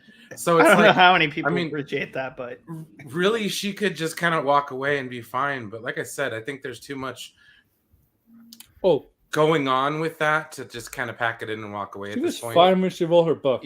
I don't like her comments, but I'm not canceling her either. I do think creative vision is important, but honestly, it hasn't helped the Fantastic Beasts franchise though. And I don't always agree with everything George Lucas did, but I love the universe he created. Yeah. So. Yeah, the movie should speak. She hasn't done anything as illegal, as far as I know. So I'm not trying to. She just had bad opinions, and Jesus, Mary, and Joseph. That's the worst thing in 2022. Accuracy though. Even with her on, it hasn't helped the franchise though, for sure. With this Fantastic Beast, so I don't. Well, to be fair, none of these movies really have. She's been a consultant. She really hasn't written any of these movies. So. Yeah. Right. It's like she's Gene Roddenberry when they were making the Star Trek movies. You know, she had some input, but other than that, that was about it. But no, David Heyman has been very solid as the producer. Well, he's been a and the workhorse runner. though, man. He's been making all of them. Like, get another director in there. Well, no, I'm talking about the David producer. Yates? David Yates is the director. David Heyman is the producer. David Heyman has been involved in adapting those stories since the first movie. Well, in both director and producer roles, you need to inject some. I do. Yeah, his directorial debut is number 5. I do have to watch. Number 5. You mean dog shit? Yes. No, I love War of the Phoenix. While Ashley's here, I wanted to. Did you see the recent? Because I haven't watched it yet. The new episode of Moon Knight. Why have you not watched it yet? I just think I was running errands. I didn't get a chance yet. I have seen it. And I did not like it. To me, I liked it the most out of all the ones I've seen because I didn't care. Oh, okay. 3, I didn't. I mean, 2 was okay, and 1 was, So yeah, it was the best one for me anyway, because I wasn't really enjoying it overall. No, Haunted accuracy. I don't mean to interrupt Ashley. It does matter to me, but honestly, it hasn't helped. I'm not saying I don't want her removed from the franchise. It's just the franchise isn't really going anywhere, regardless. Honestly, but you okay? So it was better than the rest for you, Ashley. Okay. Yes. Are you still slightly disappointed with the character's portrayal? Oscar Isaac is great. It's like everything around him and the Khonshu. I don't like his voice. It's like really just silly. And I also I don't really like Layla a whole lot. I liked her more though in this episode. Like she's improving, and she does a pretty good job in this episode compared, because she was horrible in the second episode. I from the beginning, the stuff with the flashes, I said, look, I know this is cool now, but this is going to become an easy way for you not to show me anything that is graphic in nature when you're saying, oh, this is going to be the most violent. It's not, you don't get a lot of that blood, that gore. And now you have parental controls and you have the option to do a little bit more here, especially with this character, and you don't do it. And then Steven, even though I know it's deliberate, sometimes his over exaggeration with the British, accent is jarring and slightly annoying. So I have that issue with that. But any moment where Oscar Isaac, was acting against himself, I feel like those were the stronger moments in all of the episodes prior. And some of those moments were a lot smaller in nature. But Khonshu, just like him in overall, he was in so much of the first 3 episodes that I didn't like it. And in episode 4, is better. Hey, Ryan. Because he's there, but not like he was. All right. Anyone else watch the recent episode? Thanks, Ashley. Yeah, I did. When he knows, but I'll stop talking. You know what? I'll probably just wait till all the episodes air, because these aren't ringing endorsements so far from what I'm hearing from everyone. I find it so underwhelming in my opinion. Moon Knight's a very slow build. Like that. This is the one story. Oh, I'm loving it. I'm loving how psychological and slow it is a little bit. I think it's the acting that really carries and elevates the show for me. Like I really, really like Ethan Hawke and Oscar Isaac, and I like Layla. I'm liking Layla more and more as the show goes on. I liked her a lot in this episode actually, because there's more stuff going on underneath the surface. Moon Knight comics, I'm really excited to see. So I laughed at this episode one 4, part. she's a lot better. So you'll really like her a lot. I laughed at this one part in episode 4. I won't spoil for you, but if you know what happens between Layla and Mark and Steven, you'll know what I'm talking about. All right. Well, I'm still looking forward to it. Just let me know, is the Moon Knight action any better in it when he's actually Moon Knight? No, in this episode. He's not Moon Knight in this episode. Yeah. Oh, well, it'll probably be a better episode then, because that's the down part for me, is like some of the most see this is it's not like Batman at all, this series. And when I was originally researching, I was hoping wanting, and I don't want that now anyway. But when Bruce is Batman, that's some of the most exciting stuff. See, that's a bad call with him, because he's he's like the avatar antithesis for of a god. Batman. So he's not Batman. Right. And so like when people say that, but I mean, but what I mean is like the coolest stuff is when Bruce Wayne is Batman. I'm not saying he's like Batman. So when he becomes Moon Knight, with all the gadgets and it's stuff, not even exciting for me. Like the CG looks bad, the action's not that great. The CGI is bad. The CGI in the show is bad. Oh I mean, no, it's bad. And wait, what's going on? Because we noticed, like, like where in episode 3, I'm not going to say anything. If you look after that fight scene, that big epic fight scene in episode 3, I agree, Ryan. Go back to that scene, you can see that something is not right on his cape. Like, it's bad. Mm-hmm. Some of the VFX work is a bit shoddy. Yeah, that is one of the complaints. It's one of the worst moments I've seen. What's in wrong, the logs. Oh my god, you guys are making me not want to watch. I'm trying not to, but I'm trying to say stuff without saying it because you haven't seen any of it, DL. Yeah, I've seen the first episode and I stopped. The flashes get annoying so quick, and it did exactly what I said it would do. Big Shot, what do you think of it? Do you see it? Well, thank you for using my true name, but oh God. No, it's your fault. You were probably talking crap about me when I was in here, but no. But no, I said it was underwhelming. I don't know why I'm not resonating the same way as everyone else. It's just that I see some stuff that's like, I don't know, the action alone is like, oh my gosh, like it's not performed well in my opinion. Look, I do like Mark and Steven, I guess, as characters. I do like Layla. I do like Ethan Hawke is definitely a good villain in this show. It's just that I don't know what it is. I mean, it has. I'll say this. I know that the MCU has been criticized for forced humor and shit that it shouldn't have, but I think that this show definitely shows it, in my opinion. Like the shit that people definitely didn't the stuff that the people didn't like at all when it comes to the MCU and humor and just having it, just to have it. But I don't know, because I even had a review about the show during after episode 3. I was like, this show is no better than the CW show. I hope that's not real. No, that's not real. Okay. I don't agree with that. Yeah, that's a bit of a cap right there. I think you're right about less than 7 minutes. Devin's here. I think in episode 3. I think in episode 3, Moon Knight was was in there more combined as much as it was in the first 2 episodes. I don't know, man. I truly, in my opinion, I think Hawkeye's better shown than Moon Knight. I kind of I'm sorry, man. I agree. I don't disagree with that. I don't disagree with that. It has stronger acting performances, generally throughout the whole cast. But Hawkeye began to fail drastically. Hawkeye started off great. When they combined all these pieces and tried to tell a complete story for all these people, and it was I agree with you, Eddie. It had no true. You're making Eddie cry. Look at that. No true. No, he's rubbing his eyes. Story altogether overall. It's because Honey went eye for a second. Cohesive story. Hawkeye didn't do that. No, absolutely. I agree with Ashley in that sense that listen, I like the character of Hawkeye. I like Kate Bishop. The characters are fine. It's just like when you're trying to put together a cohesive story, it was just all over the place. The finale really let me down. That was Disney Channel. I felt like I was watching the Disney Channel. I mean, the best stuff was with Yelena, and even then, I felt like I was watching a different show. So it just got the tone was not like.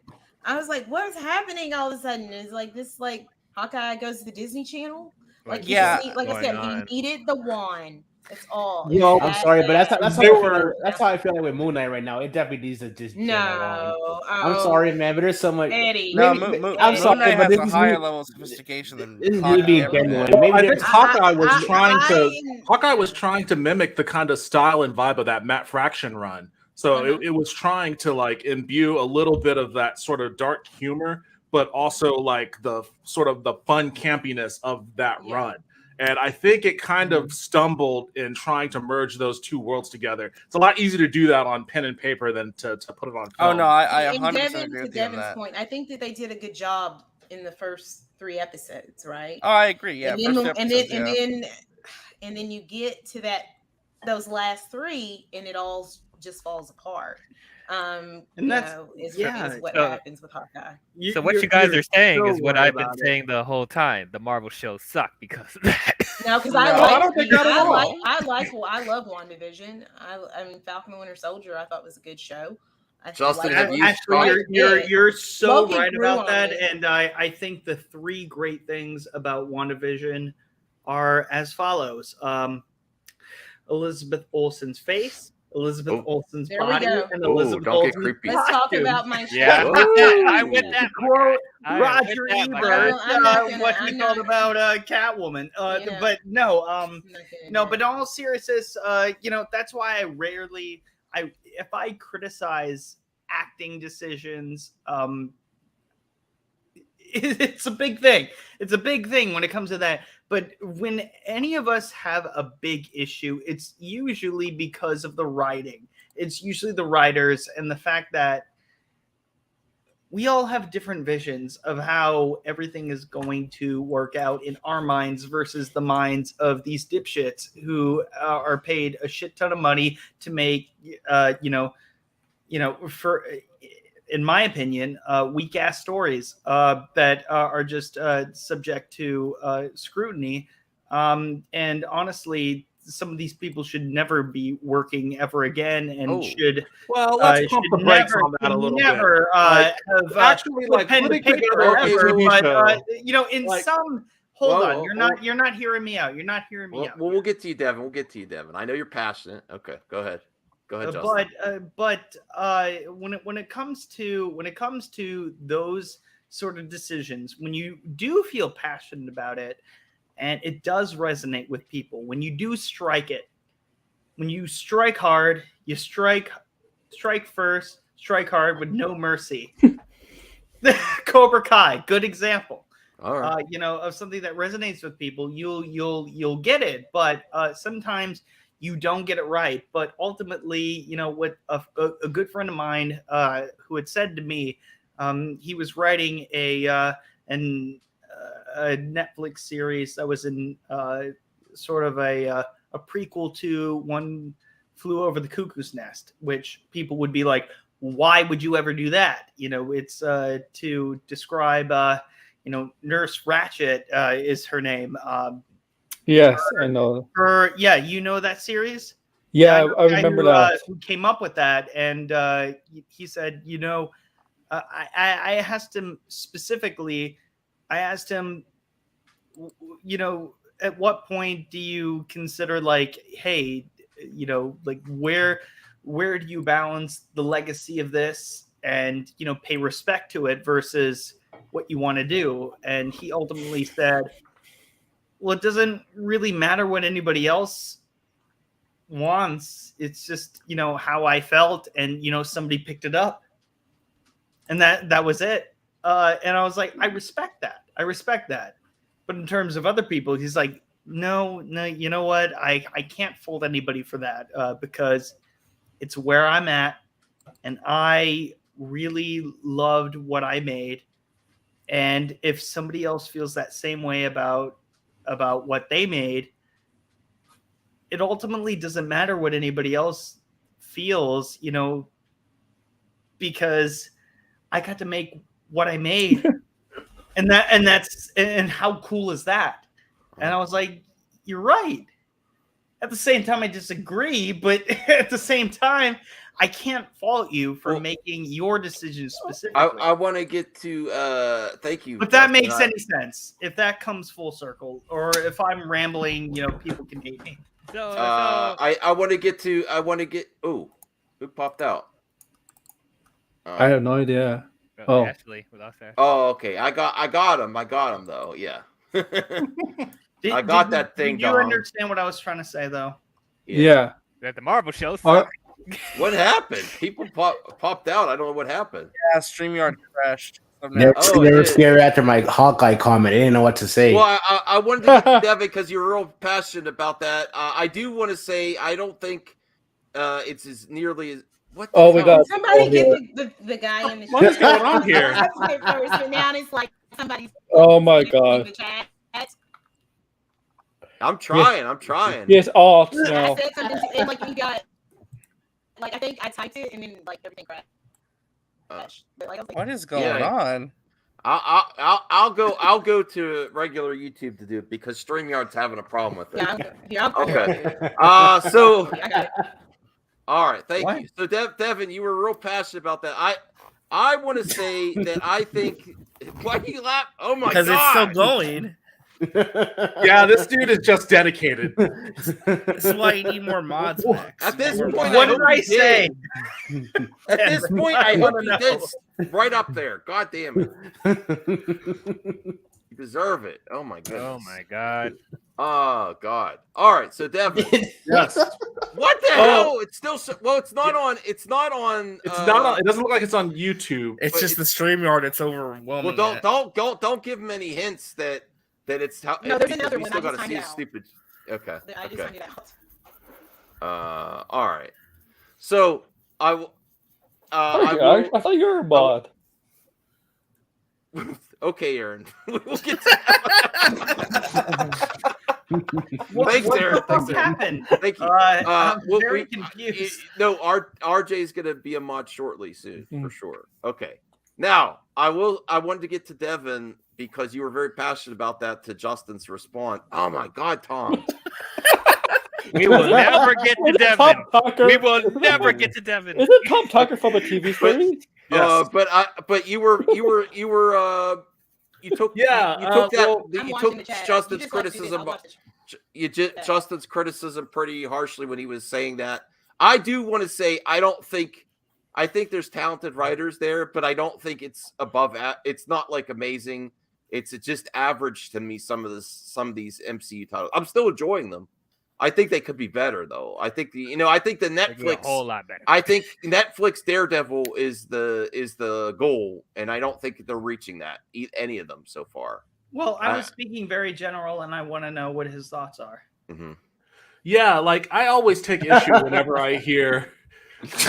You distracted me. Your laugh distracted me. It made me look at the chat, and I just saw it. Asshole. Go on. Anyways, I'm sorry. We should have that Axl Rose clip that's like, get that guy out of here. Yeah, that guy right there. Are you listening to me, Mr. Security Man? That guy. We should stop. We should stop. It's my fault too. We should stop acknowledging him. Yeah. Because then he will, All right. So let's just move on. Stop acknowledging and let anybody who's a mod just do their fucking job and get that fucking guy out of here. Mods. And we can continue on with our conversation. Devin, you disagree with me. immature. I really want to know what. Yeah, I really want to know that anyone that disagrees with Justin. Yes. Well, I do agree with me. I've never heard that. I mean, I take a lot of issue whenever I hear things being distilled down to like just writing, because writing covers a very broad base. Okay. Writing isn't just like dialogue between characters. It isn't just plot. It's story elements. It's also a lot of writing also details how things are cinematically transcribed to the screen. And there's a lot of stuff that happens in a production that might not be the fault of writers that can cause things to go wrong. Like there might be certain things that just don't sync up right when they put it on camera, or animatics that look great, as an animatic, but then once they actually put it on the screen, that doesn't work right. Maybe we should readjust it this way, but then it doesn't make sense from a story point to readjust it this way. So they start making edits here. And then you have meddling all the time from studios, whether it's DC or Warner Brothers or Marvel or Disney or anybody else. Like there's always meddling that it gets involved in a lot of these major, multi-million-dollar operations that by the time it all gets funneled down to the point where we see it on Disney Plus or something, it might be entirely different from what the writers, initially submitted, at the very start of the process. So I'm always a little bit defensive whenever people start attacking writers, because writers cover a whole broad base and they have very little control over what actually gets put on the screen at the end of the process. So I do take issue with that. That's the one thing that I wanted to address personally. Well, Devin, you make a very good point, because a lot of things that writers come up with, it doesn't come to fruition. It doesn't, turn out exactly, how the writer intended. And that's, as a writer, that can be very, very infuriating. Believe you me. I'm I'm in the same boat as you when it comes to, something I envision on screen. And, it's like in film school, like they always had us, write and direct, but I was against it. I was saying, we should have a writer and a director because that's how it works. But the visions will never match up, and it'll, ultimately end in a mess. But, in film school, it's a learning experience. But in real life, people will blame it on the writing or something. It's not always necessarily on the writers, but maybe a better way to say it is it's the storytelling. The storytelling that kind of encapsulates, if that's the word that I'm thinking of all of the cooks in the kitchen who are trying to make their own recipe. And it turns out, that everybody who, intakes this recipe ends up shitting out of their asshole. It's like, no, it's a complete disaster. So I've heard that there are 3, steps to storytelling, like the writing process, on set, and then the editing. And so it could, I completely agree with you that there are different takes to where, whatever story goes wrong could all be, a factor into how a story is well received or negatively received. So I completely agree with that. And I also just want to say that in regards to Marvel, like there's a reason, and this is to DL's point, like where he was talking about how Marvel movies are very formulaic, and they all just seem like the same thing over and over. Well, the reason why that is because they found a formula early on that worked, and they just kept replicating that recipe, right? Like, okay, we know that this works, so we're just going to keep pounding that sausage out, right? And it can have some degree of success when you're just limiting yourself to movies, but they expanded this thing out to all of these TV shows. And that's like a whole other crazy operation to try to manage when you're making like basically short films, like 1 hour short films, 8 times or 6 times a year, in addition to all the other series, in addition to the movies that you're trying to manage. Like there was always going to be a breakdown in their process at some point. Like they weren't going to spin gold forever. And I think that with these Disney shows, what we're seeing is that, there are weak spots, there are weak points, and they're bringing on all this other talent to try to push out all of these shows. And sometimes it works, but there's a reason why most film and TV productions kind of suck, and we don't really talk about them because why would we? They suck. We don't watch them. Like there's all sorts of stuff on Netflix that I'm sure you all have watched that you wish you had that time back. And there's plenty of stuff on Amazon that way. And there's a whole slew of stuff like that on Sling or any of those other weirdo streaming services. So like, it's always really difficult to be able to find that talent that can get you that lightning in a bottle. And what we're seeing with the MCU shows is that, there's a breakdown in that because they're doing so much, and they're trying to reuse that same formula that, was already worn out probably 2-3 years ago. And they're expanding upon it on all of these different shows. Okay. I do have to get to the Andor because everyone's out. Yeah, there is actually positive Andor news. Very positive. I think Andor news. Huh? No, maybe everyone else will think it. Tell me if when I bring this up, if you think it's positive or not. I have an article. Well, you said it was amazing news, didn't you? Amazing. It is amazing. Yeah, it's so amazing. It's amazing, not just Star Wars, based on all the Disney Plus shows. Okay, what is it? What's the news? Okay. What's the news? All right. Let me bring this up here. I'm not joking. Everyone think there's a punchline. I'm not. There's no punchline. I think so. By the way, Devin, I loved everything that you had to say. Oh, thank you. Yeah. I only loved half of it. No, well, if it are you kidding me, Max? No, are you kidding me? Okay. We just had a great conversation that just got you money, and fuck you. I enjoy your antagonism, Max. Keep it coming. Okay. Yes, let's see where this goes. Oh my gosh. Andor receives exciting Disney Plus trailer update. How about this? Nothing. That would be great. How about no? How about no? Hey, Chris. I'm sorry.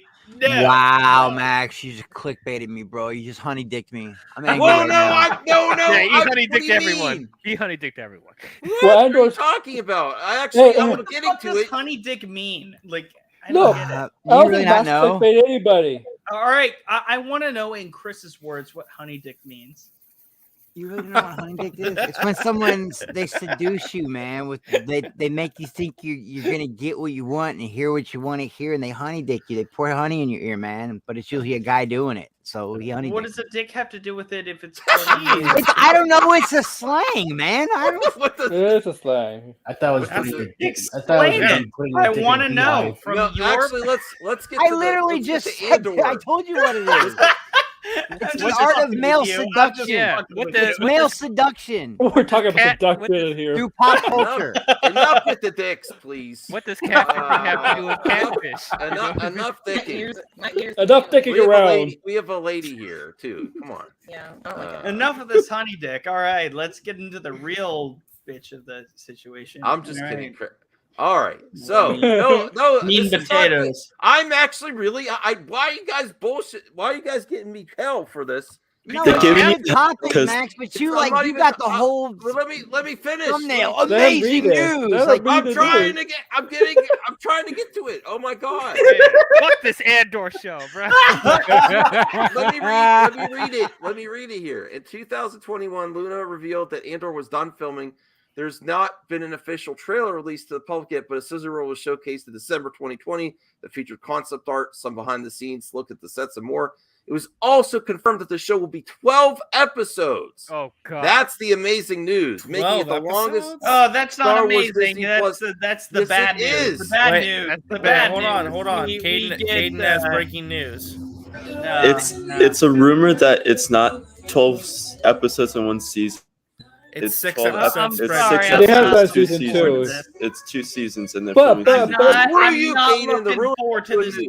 The rumor is Caspian bullshit. No. The rumor is it's actually been confirmed by the actors. Nothing to do with Andor, but Mando maybe season 3, maybe a summer release. And the actor. Well, no, he was saying that he thought because Giancarlo he shot and when he rapped. Aiden, you trying to get us struck, bro? Thank you. Come on, Cameron. Do better, bro. You will be censored with that music, bro. I'm with Justin. It wasn't me, okay? I didn't know it was mine. All right, as much as I love Rogue One, and I love Rogue One, I'm not excited about the Cassian series at all. I'm really getting excited. And a lot of it's because that for motherfucker's dead. Sword. I know he's dead. No, okay. Yeah, the thing is, I don't like prequel series as much, but I'm looking forward to this because I'm looking forward to an actual like rebellion series that will actually show us like how the rebellion is like during that time. Yeah, and I like Diego Luna. They do bad things. They do dirty things. It's cool and all, but if you wanted to give me a Diego series, Luna fan? Anyone a fan of Diego Luna? Right? Yeah. Who's Diego Luna? I think he's great. Solo. Who's the girl that was in Solo with the crazy? Emilia Clarke. Felicia Jones. Oh, no. We have a lot of people. Emilia Clarke. Yeah. Do one at a time because we have 10 people on. Okay, but let's go around the panel. You think I was excited to hear that, but now Caden ruined my joy. That's 2 seasons. So it's rumored. It's not true right now yet. We don't know yet. No. Caden appropriately said what he said. No, I got excited because I'm looking for. I'm getting sick of it. I want to go around the panel. At first it was freeing not to have these syndication shows like the CW and have filler episodes, but now I'm getting sick of just the 6 episodes. You know, it has to be 6 episodes for Disney Plus series. Well, I have some opinions on this. I want a longer arc and a more interesting story, and I want to see what they could do with a longer season. But unfortunately, Kane just ruined my joy and said, "No, that's 2 seasons max, probably." I'm sorry to be the killjoy. You are the killjoy. No. So can we go backwards? Can we go backwards? Can we start from the bottom up? No, we can't. Chris. Yeah, man. All right. Yeah, Chris, because you're always the bottom. Okay. Sorry,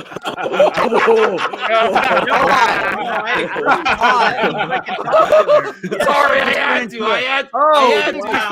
A Drake song. And you always come last. Yeah, I don't know how the fuck. He comes last. And you're talking about there's a lady here, and you're gonna drop innuendo like that. How dare you? No, but honestly, you're always late, and you come last, and you're always the bottom. Late. Go for it. I love Rogue One. I loved it. A lot of people didn't. I loved it. Okay, but I'm not excited about casting. Everyone's saying that this is gonna be like, oh, it's about the rebellion. If you want to give me a show about the rebellion with someone who we, as far as we know, isn't dead, or we don't know how they died. Give me that girl that's in Falcon and Winter Soldier that was also in Solo. Give me her story. The godmother of the rebellion. What about Donnie Yen's character? How about that? Is that her? Well, I can't think of her name, man. But she dies too. What are you talking about? Where are you getting at? What do you mean?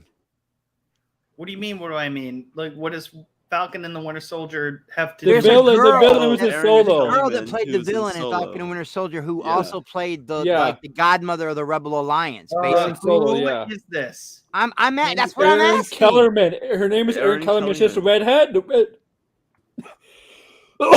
She's your mom, Justin. In Solo, she had the crazy helmet on. She was riding those speeder bikes, and when she took her helmet off, you're like, "Oh shit, it's a girl." Yeah, she's a redhead. Oh, is that? Oh, yeah, the redhead. Okay. Yeah. All right. I follow now. His name. That's a show I'd be interested in. Plus, you can go more than 6 episodes with it because we don't know how she died. We know how Cassian went out. We know how Jin went out. We know that story already. Yeah, exactly. He went out like a hero. Yeah, exactly. Why take that away from him? I love the end of that movie. I love that movie, but I liked it too. I'm not excited at all about Cassian.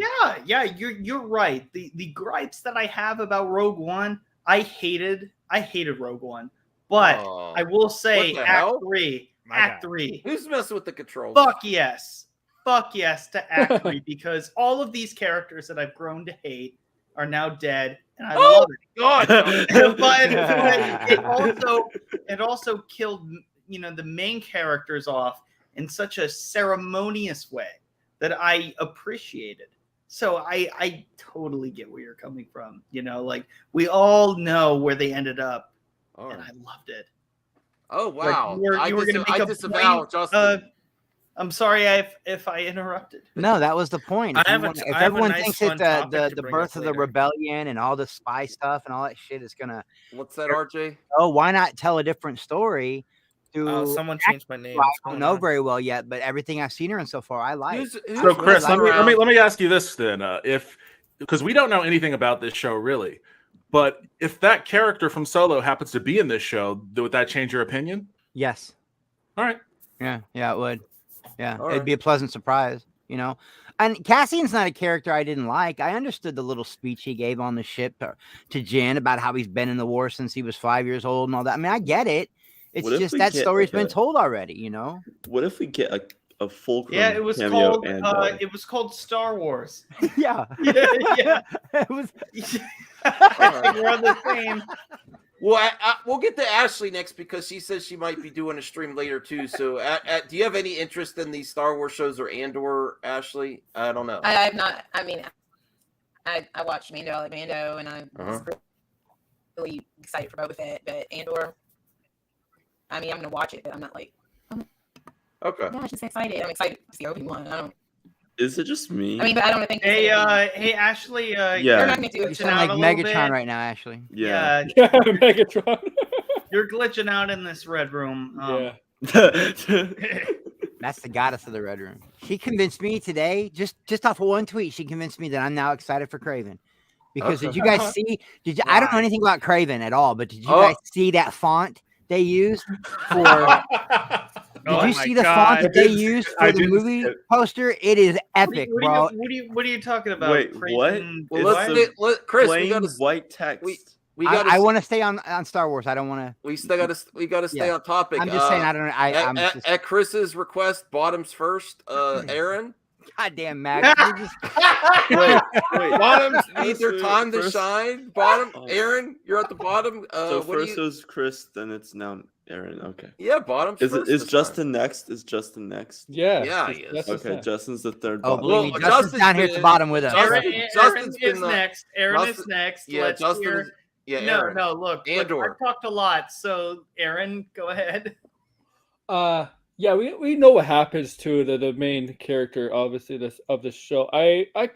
I'll watch it, but I kind of agree. We don't really need to see a prequel series for this show, because we know the results. But there are people that want to see it because this character does. She does say in the film he had to do some things that may seem unethical, and this is on the rebellion side. You would think the rebellion side is not.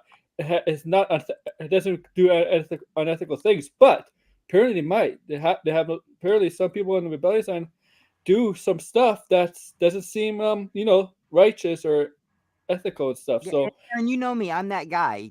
I'm an idiot. I'm a simp for Star Wars. It could be garbage. Yeah. Put it out. Take all my money. The Ewok Village shit. I'll go back and watch that if I get bored enough. For real. But this, I'm not excited about it. I'm just not. Oh no! What's going on? Oh no, Anthony Greg's. I didn't know. yeah, Oh shit. he's not doing well. Wait, what happened? I don't know. Let me find out because we do care about Ramble Man a lot.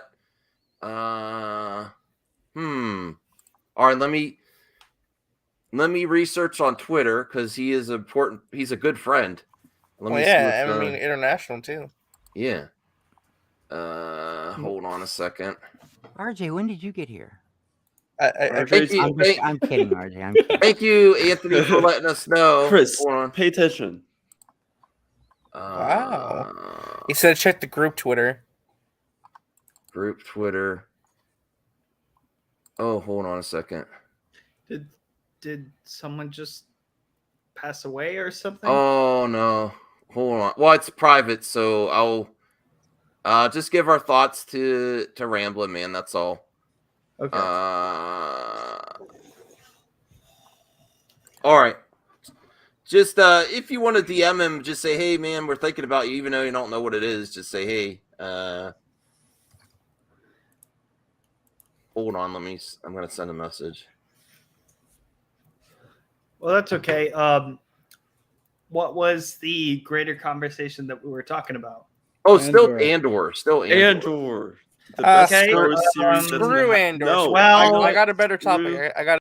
Screw you, RJ. No, not that. Not Hayden, better you topic. got- No, Hayden, I you're gonna think, be nice I think with the our deal was to go around Yeah. the panel. Yeah. And this guy with the fro, Jimi Hendrix here, was really interrupting every single one of us, and I really want to hear what he has to say. Eddie, who never talks, was interrupting everybody. That's the joke, dipshit. Look at it. I get it. Look at his face. Look at his face. He's not amused. Look, he's part of that in crowd now. He hit 1,000. He hit 1,000 subs. I just want to be. I just want to be in Seattle and play guitar. He's monetized. We're plebs compared to him now. All right, well, RJ, did you have some mere mortals? RJ, did you have something to say about it, or were you changing topic? Who's muting? Yeah, we can continue talking about RJ was Andor? trying to change topic, but you're care about his topic. Oh, Andor is more important. RJ, More are important you than talking? Buzz Lightyear? Wow. Oh, Yes. God. Yes. Well, don't you care more about important Andor, than Mark? I'll care when there's a trailer. Until then, I have nothing to go off of. The 12 episodes. There is something to go off of. We had a behind the scenes sizzle reel. I don't remember that. Then go watch it. And honestly, if I don't remember it, then it probably wasn't very memorable, to be honest. Because I remember a lot of things. If I remember it, then it's pretty memorable. Well, I remember everything, so I remember everything. So, I remember it, but I actually don't remember it. So blah blah blah. Well, which is it? All right, we gotta be Pick up your respectful. pride. Because we have a bigger group, we gotta be respectful and get to the questions faster, so we get through topics too. So, Caden, Axel, RJ here. When you have RJ here, Caden, you're you excited about Andor?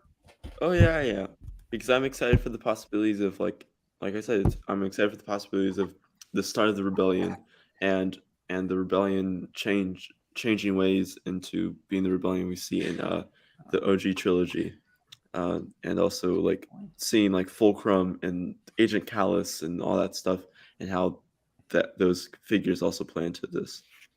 Okay, and we will get the Lightyear, RJ. We will get to it. I wasn't planning to, but Axel. I'm up. Andor, you excited for Andor? All right. I mean, I'll watch it. I mean, I'm not like excited for it, but I'll watch it if it looks good. Well, What about the 12 I like episodes? What about the 12 episodes? Is that until Cade's proven right? I'm going to assume the articles. Who knows? No. Well, I mean, we'll figure I like this character in Rogue One, but like, yeah, I mean, I don't think the show's necessary, but if it looks good, I'll watch it. If it doesn't, fuck it, I won't watch it. But if I hear it's trash, it's trash. But if I like it, I like it. What's going on with you, Axel? Okay. All right. DL and Devin, then we'll get the. I think Justin already said DL, Andor, or what about Andor? I only have 3 things to say. Oh, 3 things. He always see. Okay, go ahead. I'll keep it short and sweet. Fuck Rogue One. Oh man, all the F's. That's 3 words. That's 3 words. Yes. 3 words. Fuck Cassian. That's more than 3 words. That's Andor. more than 3 words. Yes. That's more than 3 words. Hey, you didn't even pay attention to what I said. I said I had 3 things to say. I didn't say words. Pay You said attention. 3 words to say. 3 things to say. He has 2 things to say. He said that. He's young. Devin, what's wrong with this youth today? No. Nothing is wrong with this youthful man. Come on, Axel. What the hell? This is a professional show. No. Caden burped. That wasn't what? Wow, Justin. And I thought you had something. Wow. Come on, a little level. No. Little more professionalism here, please. Little. Yeah. Okay. DL, Okay. please me continue with agreeing with me. Yes. Another F. Let me. Okay, I'll be respectful. F Rogue One. Yes. F Cassian Andor. Yes. F this show and its 12 episodes. That's all I got. Yes. Why? No. Because it sucks. No. I don't like Rogue One. I love Rogue One. I hate Cassian. Why didn't you like Rogue One? And 3, dragging this out to 12 episodes. How? You don't know yet. I don't know yet, and I hope the show surprises me. But there is nothing that we're seeing right now where I should be excited for this. All right. That's all. Thank you. All right, Devin, please help me, man. No. Yeah. I kind of go like my response to all Star Wars anything is like room temperature at the start, just because I never get too high or too low on any of that stuff. But I get high all the time, babe. I am a big Rogue One fan, so I do like Rogue One. As far as Cassian goes, I mean, I'm kind of with Chris on like we know how it ends, so what are we wasting our time here for? But by that same token, like they could do some cool stuff. I mean, you never know what story they're going to tell or which character is going to end up, stealing the show, so to speak, or where they could go a number of different ways. And at the start of that Rogue One movie, like his character was incredibly dark. Like darker than I would have expected from any Disney-led property. He kills a dude, an innocent dude who just finished helping him out. Yeah. He murders him. So like it'll at least tell a story of, that era of that guy doing a lot of grim shit. And we don't know how far it'll go, but I mean, we watched The Mandalorian cut a guy in half just a couple of weeks ago. So they have an inclination to get pretty grim with their Star Wars properties on Disney Plus. I'm willing to give it a shot. I'm not excited, but I'm not like poo-pooing it either. It could be cool. All right, cool. And then I want to get RJ's opinion on this. The other main topic that we have today is about, I didn't think, and this is where I admit I was wrong. I didn't think it was a big deal about the Netflix losing subscribers. Well, it's a huge deal. Yeah, it's a massive deal. Yeah, but I'm like, 200,000 is not a big deal when they have 200 million. Well, they just shuttered their entire animation department. Yes. All of it's gone. I'm so tragically invest in Netflix. Well, tragically, they canceled the Jeff Smith's Bone adaptation which I was very much looking forward to. That's been canceled. They were working on that, but they scrapped it. Netflix says that. Well, Netflix said that for animation, they want to make more stuff like The Boss Baby. So what? Yeah, they're prioritizing preschool and young and very small children entertainment. Yeah, but who the people have to? But the thing is, you have to get the parents to pay for it, and the parents are the ones that are dropping, are not subscribing. Well, and they also said they're anticipating. Wait, what happened? Wow, Hans has a hot take there. They're war propaganda. Am I missing something? Because I don't watch a lot of Netflix stuff, so I don't want to speak for Hans, but I know Hans is saying that America has started just as many issues around the world. He's also served in the armed forces. I'm so he has to respect from them as well. How is that cohesive with Netflix? Let's move on from that and let's talk about Netflix. What the fuck is going on? Well, like I said, they got rid of their animation department. They want to focus on more stuff like The Boss Baby, that animated cartoon that they have on Netflix. They got rid of their animation department that's and they want to focus on The Boss Baby. And it's still what the fuck? They said by quarter. The Boss Baby was a very big movie. What can I say? A lot of people. That was Disney. I don't. Well, like they're not going to be making the kind of animated stuff that people are really interested because they had a lot of cool shows in development that probably won't see the fruition. Even Zack Snyder may be impacted by this. He had 2 animated shows. Zack Snyder, where? Twilight of the Gods and Army of the Dead Las Vegas. They now might just be 1-season shows. They may be affected by this as well. Netflix is saying they're movie. No, it's an animated series. Okay. Yeah. And they're saying by quarter 2 they're expecting to lose 2 million subs. Not a huge deal. Not a huge deal, right? In the grand scheme of their numbers, but their stocks are plummeting. They're thinking about introducing an ad tier, which nobody wants. Nobody wants an ad tier for Netflix, and it looks like they're going to be limiting how much they're spending on stuff. So things are looking really weird. Like Netflix is in like a really weird spot. I don't think like they're going to be like over and done. I don't think this is like the end of Netflix, but they got to reevaluate some things. Here's the other thing. Other streaming services have caught up. Yeah. Well, no, not to the level of Netflix. It's oversaturated. It's oversaturated. It's oversaturated. And in my opinion, the 2 best streaming services out there right now are HBO Max and Disney. Yeah. Yes. Wow. They're catching up. But HBO Max has actually grown. The quality of the content. It's not a quantity thing like Netflix. They it's have quantity. Netflix is quantity over quality. And I cannot believe I'm about to say this, but Max, be ready to be happy. You ready to be happy? I cannot believe me of all people is going to say this. With Netflix tanking like this, that frees up a lot of time for Zack Snyder to do other projects. Actually, no. I would have to disagree with Chris. If anything, Netflix needs Zack Snyder now more than ever. Zach's not gonna hitch his wagon to a sinking ship. I think. It's not a sinking ship. It's a ship that needs saving. I'm kidding, RJ. Calm down. I was just trying to put Max in. Jesus, Chris, stop being such a Snyder cultist and I drank the Kool-Aid, guys. I drank the Kool-Aid. Is all I'm saying. I drank the Kool-Aid. Yeah. I don't know if we should bring that person on. Well, I was going to mention too. The other thing is that's important to note about all of this really is also too. Again, they spend so much money, but the issue is it is an issue of quantity over quality. They pump out so much content. They spend so much money. Most of it doesn't even get advertised. So much stuff on Netflix gets released that has no advertising. They don't market. They market absolutely nothing, and so much stuff falls through the cracks. Maybe only like a few releases a year are really like the big things everyone talks about. Like you're constantly scrolling through Netflix and you're like, oh, okay, here's this. I really feel like watching. And there are some hidden gems in there, Devin. There's a few in there, man. Well, the overall problem, the main problem they have is they spend so much money, but they cancel so many shows so quickly, right? And on top of canceling shows that people get invested in and they get pissed off that their shows get canceled, they keep raising their prices. And also, too, in that same shareholder meeting, they said in about a year, they're going to introduce technology that's going to make it impossible for you to share your password with people. And that's pissed a lot of people off. To where it's like, okay, you're making me spend more money. There were some shows that had potential, too, like some good sci-fi. Like Sense8 was a good show.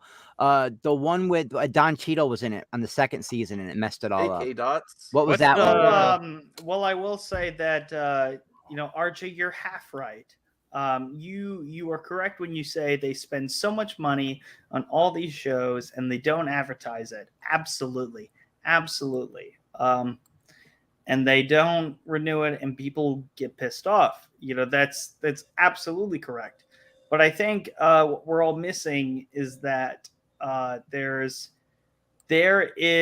a lack of. I feel like the financial department is really lacking. They are very liberal with their money. The good thing about that is that they are able to, give creators, the freedom that they deserve with an unlimited budget. They're like, okay, whatever money that or Netflix will give you, whatever you need to make this movie, go have at it. The downside is has a lot to do with it too. Maybe they need to do it, but also like, what are the results from it? A few views on Netflix. Before and they that's started why, going all original program. Remember, Netflix was the first. They had all the old movies everybody wants to. Now they dropped the licensing for those. All those went to different streaming platforms. And you're missing a point that I was about to make. What? Oh God! And we're looking at Axel. Get this fucking clown off this screen.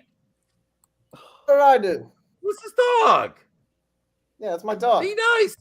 Man, all you young ones with your F's, F everything. Oh my God, it's a nice movie. I'm sorry. Yeah, but I will say that like there is some good content on Netflix, but the problem is like they don't advertise it. You really have to dig for it, and like they don't really take advantage of like word of mouth advertising. Like, you know what you need to do? With a great series, instead of making a bench when you have to sit down and watch everything, make it an episode weekly. That's exactly what I was just about to say. Like when they release Stranger Things and they drop all those episodes at once, all they get is like a 2 or 3 day pop, and then people binge it, and then it's done with. While Disney, they release these things week after week, and people talk about it. There are write-ups all over Variety and all these other magazines that want to do reviews and think pieces all over it, and they have that week after week after week after week, and it just The thing is, the binge model. That's why Disney the Plus binge model's dying. These different weekly viewers like Paramount Plus does with right. That new iCarly thing. Like despite what you have to say, about it.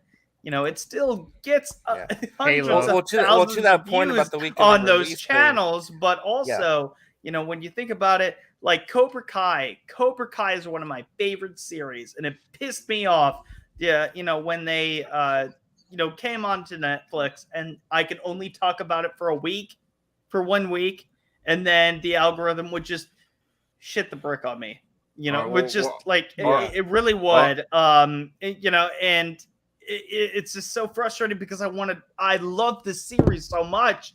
I want to be able to talk about it. If you released it weekly, you would get more traction, more YouTube videos. And, YouTube is, you were on YouTube Red. You should know by now that the traction, the internet traction will create more hype. And that's what Disney Plus has learned from that, is that it, weekly is just the better way to go about it.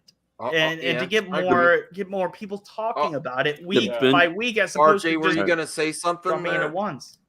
No, what I was going to say is to speak to everyone's point. One of their biggest successes of last year as a platform was Arcane. Arcane, they didn't do a week-to-week release in the traditional way, but they dropped 3 episodes per week. So you get 3 episodes this week, then that's Act 1. Then 3 episodes next week, Act 2, and then the last 3 episodes was the following week. And it built up hype because, again, subsequent weekly releases, but with still somewhat of a binge model. And now that's confirmed they're doing the same thing with Stranger Things 4. They're going to release some of the episodes on May 27th, but then afterward they'll release the next part another time. So that was going to stay in the conversation hopefully longer. Remember Last so Dance? That kind of strategy could work. Yeah. Remember Last Dance? That was a weekly show. It was a weekly documentary. Wait, here's an article we should check out real quick. Netflix stumble could be a warning sign for this. I don't think this is isolated to Netflix. No, I think HBO's actually grown. Well, I think. Well, listen though. Let me finish, Aaron. Let me finish. I think we've got to a point where we've reached the pinnacle of where the subscribers you could get. I don't think anyone's getting much more than 200 million subs, or how many they have, like 230 million worldwide, or how many subs do they or subscriptions they have, and the oversaturation of streaming. I don't think there's a big opportunity to keep adding more and more. I think we've reached the point, and now we're just fighting over the same customers. Is my opinion. With all these streaming services, pick and choose it's becoming.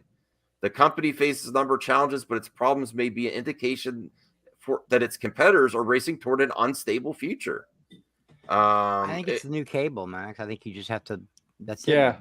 It's the new cable. It started out with just Netflix, then you got your Hulu, and then now look at It's it. just that the other streaming services, they have caught up. They caught up with Netflix. It's not just that. It's also the binge versus the linear model. Yeah. And the linear model is if you want to watch weekly. certain things, Caden, you got to have a certain streaming service. Do they honestly think there's an untapped consumer that they haven't reached yet? I think everyone, for Netflix at least, there's other streaming services that aren't in as many regions as Netflix, but I say Netflix, for probably Netflix and Amazon, are in a lot of regions around the world.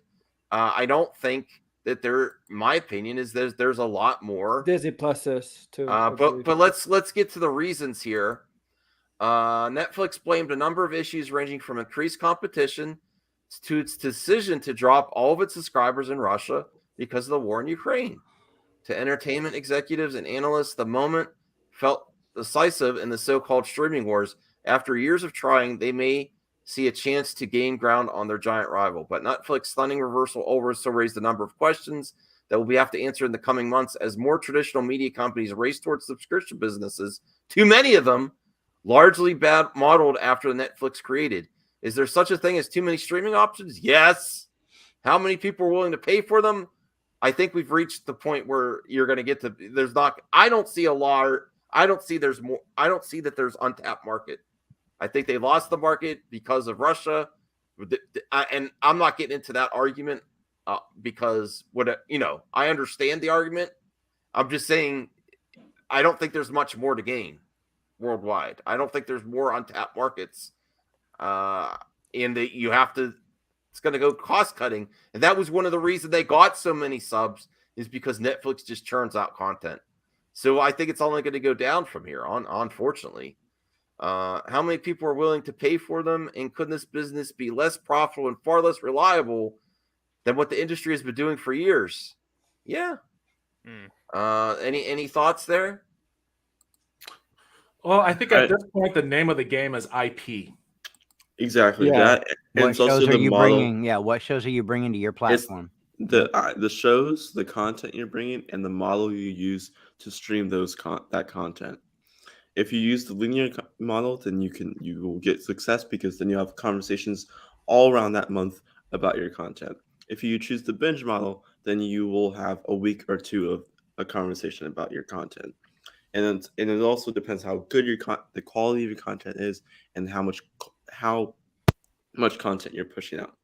So it's if Netflix is churning out content crazy, like people, they've said it last year and this year too, is that they have like one movie every Friday coming out, and it may or may not be a big blockbuster for them, or whatever. But you have the Adam Project, you have Slumberland, you have The Mother. That still are those big projects of the year, but you still have these other smaller movies that come out during the year, and series as well, like Stranger Things, which news came out today that they're spending like $30 million per episode for 9 episodes, which is like roughly $240 million for the whole series, which is crazy. Insane. That's absolutely insane. But that's not Lord of the Rings, though. Let's go around the panel. Caden keeps going back to the model of binging dumping instead of week to week. I think that's a good conversation. I think that could help things, but I ultimately don't think that there's more. Do we think that's the biggest issue, or that there's not more out there, more subs that are going to buy it? Because people watch this content in other ways around the world. I don't think there's a lot of untapped consumers. There is my thing in oversaturation. No, that is a huge issue, because it's just one and done. Like, you know, Cobra Kai lasts a week and then it's over. And it's a big show, especially, you know, for people who are, you know, disenfranchised with Star Wars. You know, they felt like they were, you know, their childhoods were, you know, destroyed because, you know, Luke Skywalker is like the biggest pussy in the world, you know, like, you know, per se. And, you know, to see characters done right and done justice in a way that Cobra Kai does and gives respect to the legacy characters and, you know, give a voice to the newer generation and balances it so well, you know, that deserves more attention, but it doesn't because it's all released all at once, you know, and nobody talks about it for the longest time, like for a year. You know, it's all dropped at once. So if you spread it out a little bit more, you'll get more attention to it. You'll get more people talking week for week, you know, or something like that. You know, there's better advertisement to be had. So I think that's a problem that Netflix needs to learn. All right. Well, so I think there's a conversation to be had in of itself. Look at Ozark. Ozark possibly their best show. If they did it week to week, that would have. We have to go around the panel. DL, what are your thoughts? Do you agree with Justin and others that it might be the model of releasing, or my opinion? I might be in the minority here. Is I think it's that there's not a lot of untapped consumers, and we're all fighting for the same customers now with all these streaming. Oversaturation is my biggest thing. What's your point, DL? So I'll make this point, and then I gotta head out. Three things. No, it's not three things. Everything. No. But like, yeah, I do agree with them. No, it doesn't help that the streaming wars have gotten out of hand. It's gotten out of hand, and it's like, and now it's gotten to a point where people got to pick and choose what to subscribe to. And yeah, as Devin said earlier, it's all about what content they're going to be releasing. You know, that's really going to determine the factor. And then pricing as well. Netflix is in some deep trouble right now. As far as them not marketing their stuff, as far as them spending too much on content that they're creating. And then, yeah, having to increase their subscription prices because they're spending so much. So they need to get a handle of that like immediately. I don't know how they'll go about it right now. It's really difficult. I just found out that they lost like billions of dollars recently, which is it's not good. It's not good. But yeah, the best thing I can say for Netflix and for the rest of the streaming services too, if they want to stay, you know, successful, is that, you know, make sure your content is good, make sure you're advertising correctly.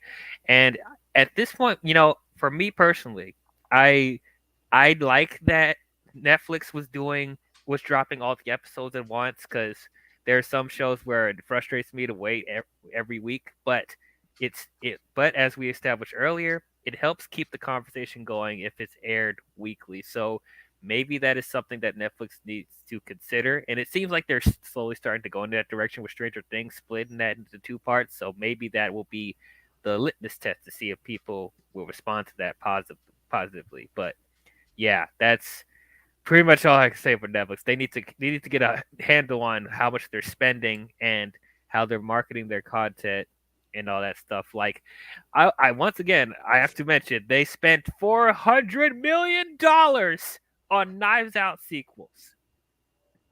$400 million, and it's worth every penny. I'm sure they're gonna be great. I'm sure they'll be great, but it's just I'm so excited for both those movies. I'm very much looking forward to Knives Out too. I got some information about that sequel. It sounds fantastic. Yeah. So it's a shame that they are about to shut down their animation division, because they have some really good animation. That's the saddest and most disappointing thing of all, in my opinion. And again, I'm still so mad that Bone got canceled. Bone is such an amazing comic that should have been an animated series a while ago. HBO Max is probably going to take that, honestly. I think Warner Discovery's like, Warner Discovery would be very smart to pick that up, or heck, even Disney, I could tolerate picking it up. Somebody, but it feels like a Disney thing. Well, Devin, let's get to you. What do you think the major hurdle is there? The model, or is the market there to gain more? Because the way that Netflix is going, this is my thoughts, because they're getting more and more in debt and pumping all this content out. That works if there's more consumers out there to hook, to bring in. Are there more consumers, or have we reached the point where there's not that many out there? They've reached the top, and now we're fighting for the same customers. Or is it the other model? I mean, I think that could be it. I just don't know what subscriber numbers look like across all of their competitors to make that determination. I'm willing to bet that there is an incredible amount of overlap between people who subscribe to Netflix and who subscribe to the other services. And as inflation completely ravages the entire world, but America especially, people are making decisions on whether it's worthwhile to hold on to that Netflix account or this account or that account. So I mean, it might be that they're fighting over their competitors, but I think that thanks, DL. Yeah, have a good night, guys. See you later. I think that it might be. I really do think that it's all about IP. Like, it's all about what content draws people to their service and about marketing that. What helps HBO Max a lot is that, one, there is a tie-in with their HBO cable service. They have a reputation for their prestige television that'll always entice some people. Their shows are usually good. Yeah, their shows are generally good. They have a lot of access to movies whenever the movies are released. I mean, the Batman just popped up on HBO Max the other day, in addition to all sorts of other movies that I didn't even know came out. So you could still get a lot of really great quality movies on HBO Max, in addition to all those TV shows and all this other legacy stuff there. And, Disney, the same thing. And with Netflix, their battle, ever since all of these other studios realized that they could make their own streaming service and not license through Netflix, they started pulling all their content off of Netflix and started popping it up on their own things.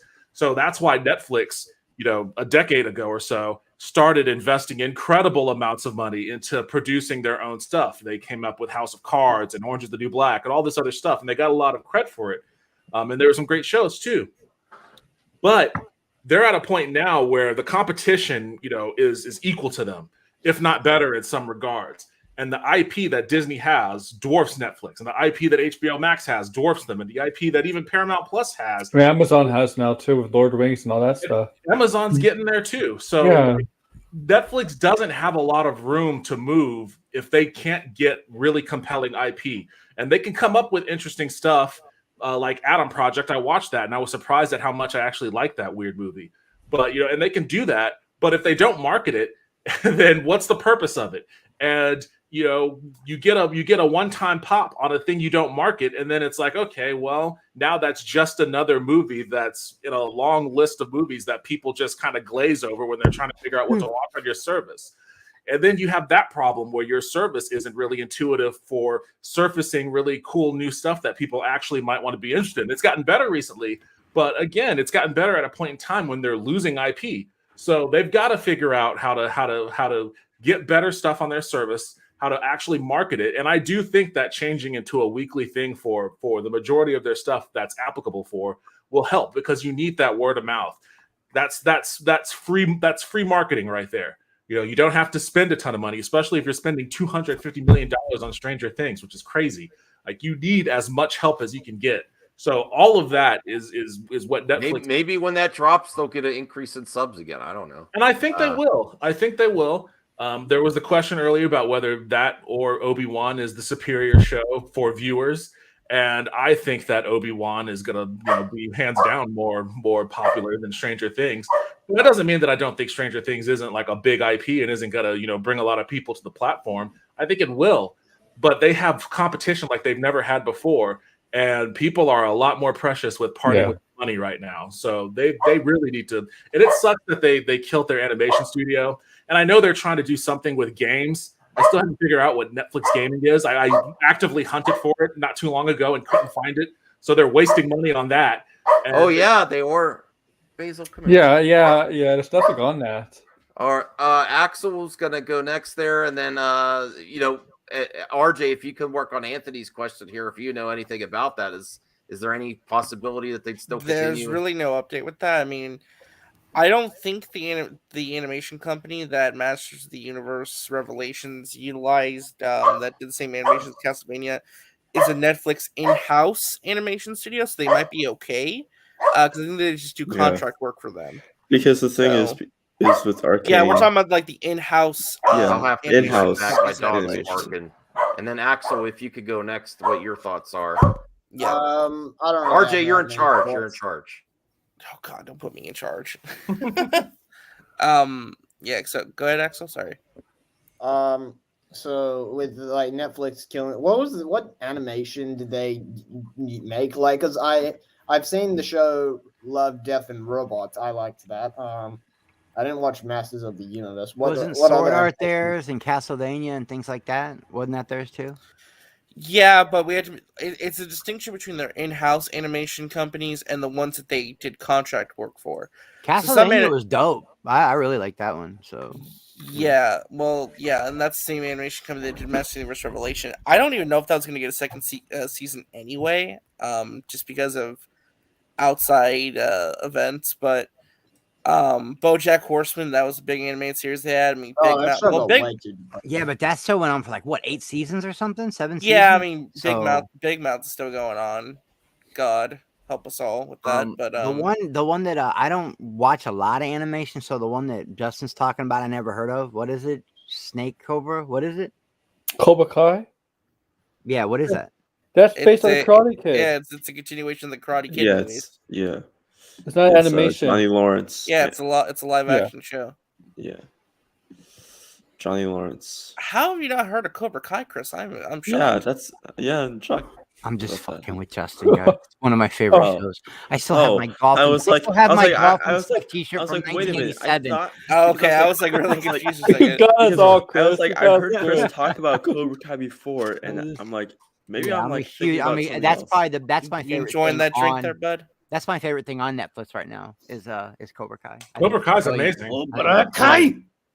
Cobra Kai should be weekly release. It would have been. That would have helped. Wait, hold on. What is that straw? Bring that back up. Oh damn it! Are they gonna continue with? It's a Dr. Doom straw.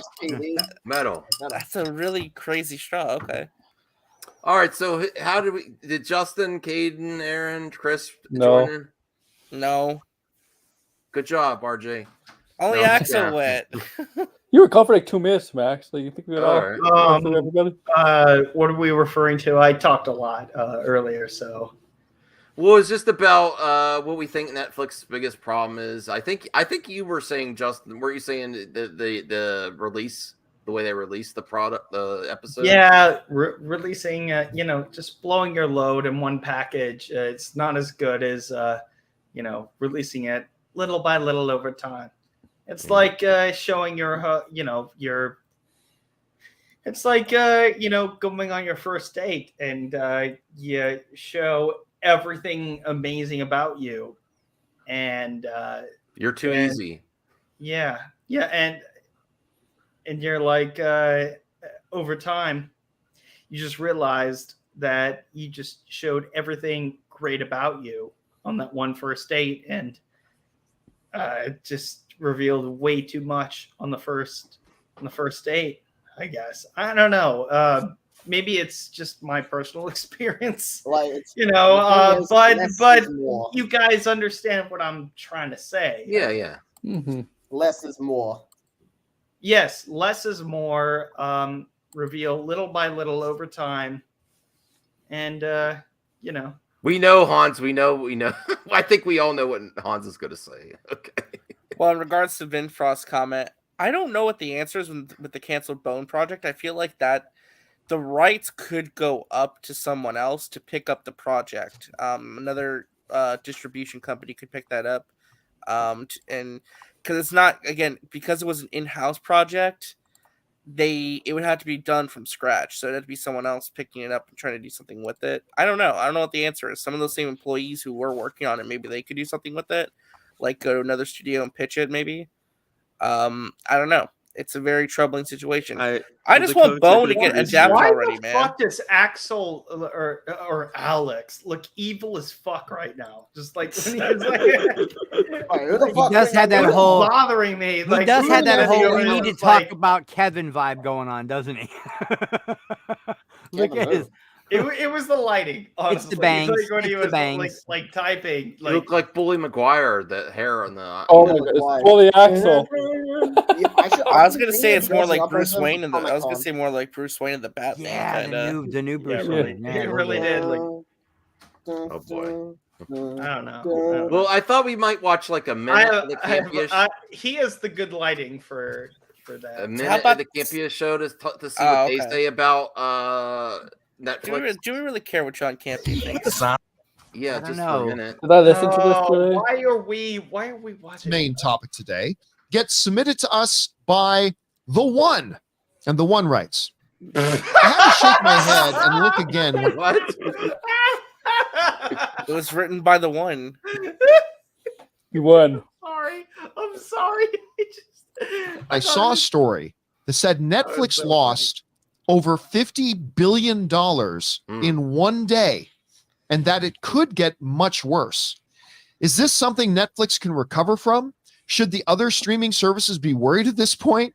What can Netflix do? This is, I mean, because I think this is big news. I really do. Max, are you the one? Around. Huh? Yeah, are you the one? Are you the one? Because what you asked us was basically this too. It's very suspect who the one is. Wait, I have a question for I Max. think it should be noted real quick that losing $50 billion in one day, they're talking about valuation, not like they actually had $50 billion at a bank somewhere and it just evaporated in the air. That money is always nebulous. It can come back. Yeah, it's the value of your company. Yeah. Yeah.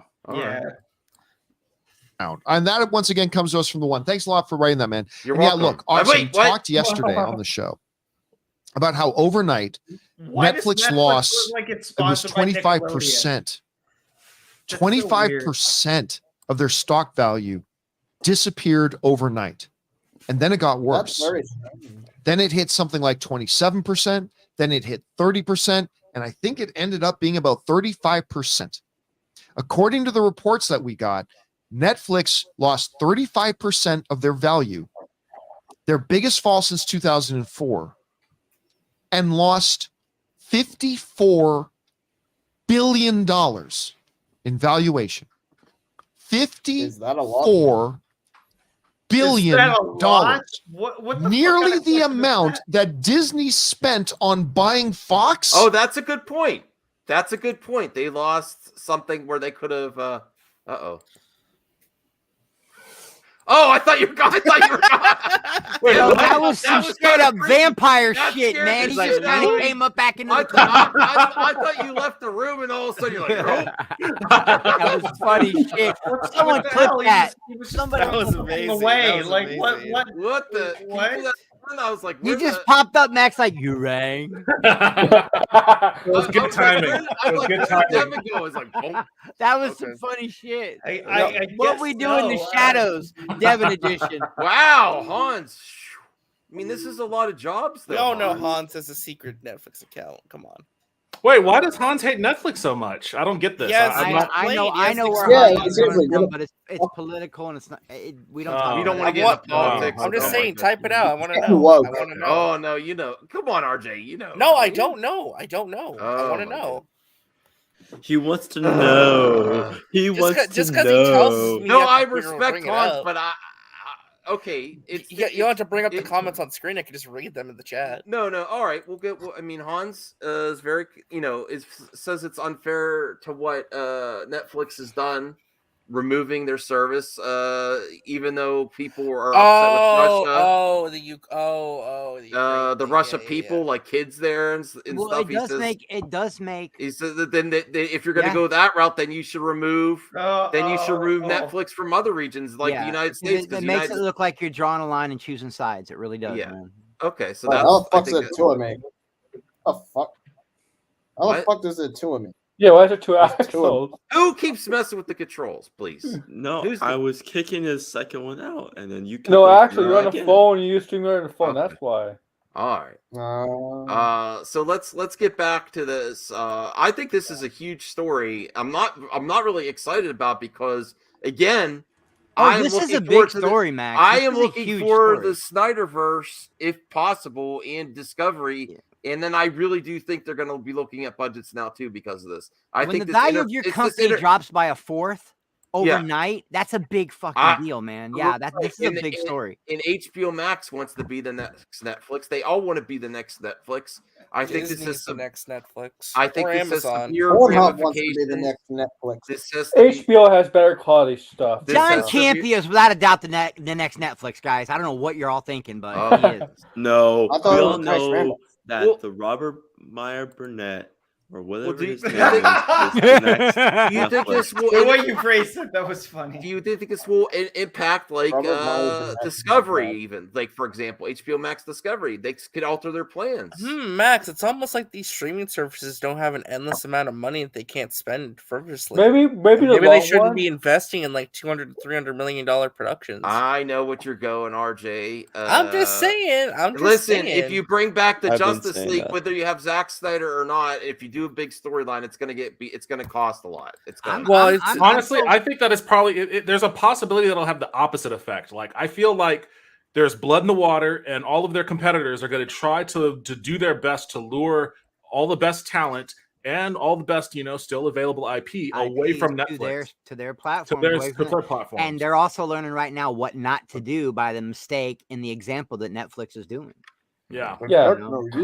I mean, when we get that we need that dark side reality TV show. HBO values quality over quality. What did Zaslav say? Keeping up with the apocalypse. Well, real quick, what did Zaslav say that was really important to him?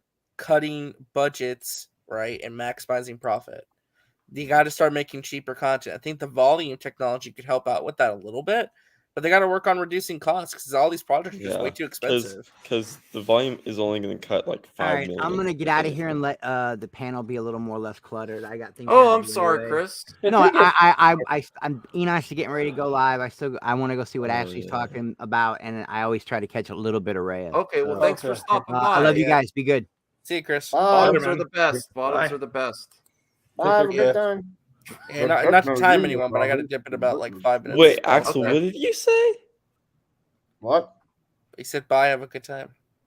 Yeah. No, he said someone else's name, and then he covered. Oh no! And then I said, "The Techno Union Army is at your disposal." Sure. Right. Let's cover up. Okay. All right. All right. We'll behave. I'm going to attack everyone. All right, Caden. All right. Let's watch a little bit. Netflix lost that overnight, and it could get much worse. This comes to us from the folks over at Market Watch, who write the following. Netflix Incorporated shares, NFLX, minus 2.69% for the day, slid another 4% pre-market on Thursday. That's today, continuing the rout that was sparked by its weaker than expected first quarter earnings that showed it's losing subscribers for the first time since its infancy, and a forecast for a loss of 2 million more subscribers in the current quarter. The stock slid 35.1% Wednesday to mark its steepest single-day percentage decline since it fell a record 40.9% on October 15th of 2004. Netflix avoided closing with a market share below $100 billion, but it still shed a stunning $54.3 billion in market capitalization on the day. According to Dow Jones market data, David Traynor, CEO of New Construct, says that the stock, get this, could fall another 50%. Wow. It could fall another 50%. That would be disastrous. Now, there are a couple things we should keep in mind, though. Is Netflix doomed? I want to remind everybody about something. Netflix still has over 200 million subscribers worldwide. Their monthly revenue, not profit, but revenue, their monthly revenue is in excess of $3 billion a month. A lot of that is eaten up by expenses. But still, when you are a company that generates $3 billion in revenue a month, you've got options. you're okay. For now, you're okay. They need Squid Game again. That is not meant to try to sugarcoat just how bad this is and just how much this hurt. 54 billion in valuation gone overnight, 35% stock drop, and some of their analysts saying this could drop another 50%. I want to just get to Robert, and then Your sheets are trash. Oh no! Literally, you're gonna want to toss them after watching this. My sheets are trash. She said your sheets are trash. I'm like, wait, what? And Robin, it might have either been you or Aaron yesterday, I can't remember, who pointed out that when you're an Apple or you're an Amazon or you're a Disney, you have a lot of other things to fall back up on and absorb those kind of losses when things like that happen. That's true. Because you have many other outlets to your business. Amazon makes its billions not from Amazon Prime. They make their billions just being Amazon. Apple makes their billions from their hardware and their software. Disney makes their billions from parks and travel, and their studios and all that kind of stuff. So yeah, hey, listen, if Disney Plus suffers for a bit, we're almost done watching. Netflix hasn't got anything else. They are Netflix, and that is it. And when that hurts, they got nothing else to back them up with. They got Netflix games coming, But they do have Netflix games, which a lot of people are excited about. I think they might have to put that on hold. I think that's going to What be. the hell is Netflix games coming? No. Where is that? No, when you're suffering I feel like they've already invested so much into it. They're going to be looking to that as another. They need more sources of revenue. They need to expand outward into other things. That's why they've been focusing more on merchandising for their original content. They've been working on creating their own merchandise in-house. That's another revenue source. Licensing could be another revenue source. Again, video games could be something big if they do it right. They got to create other revenue sources. That's a big if. It is. I think they're about to find out that developing video games is more expensive than making movies. Yeah. I think the cost associated with building up the video game and being competitive is too high. I think they should abandon it, honestly. I think they should tighten up what they have already, in my opinion. But I understand your point. Should they at least try it first before giving up on it? I think they should cut losses now on it.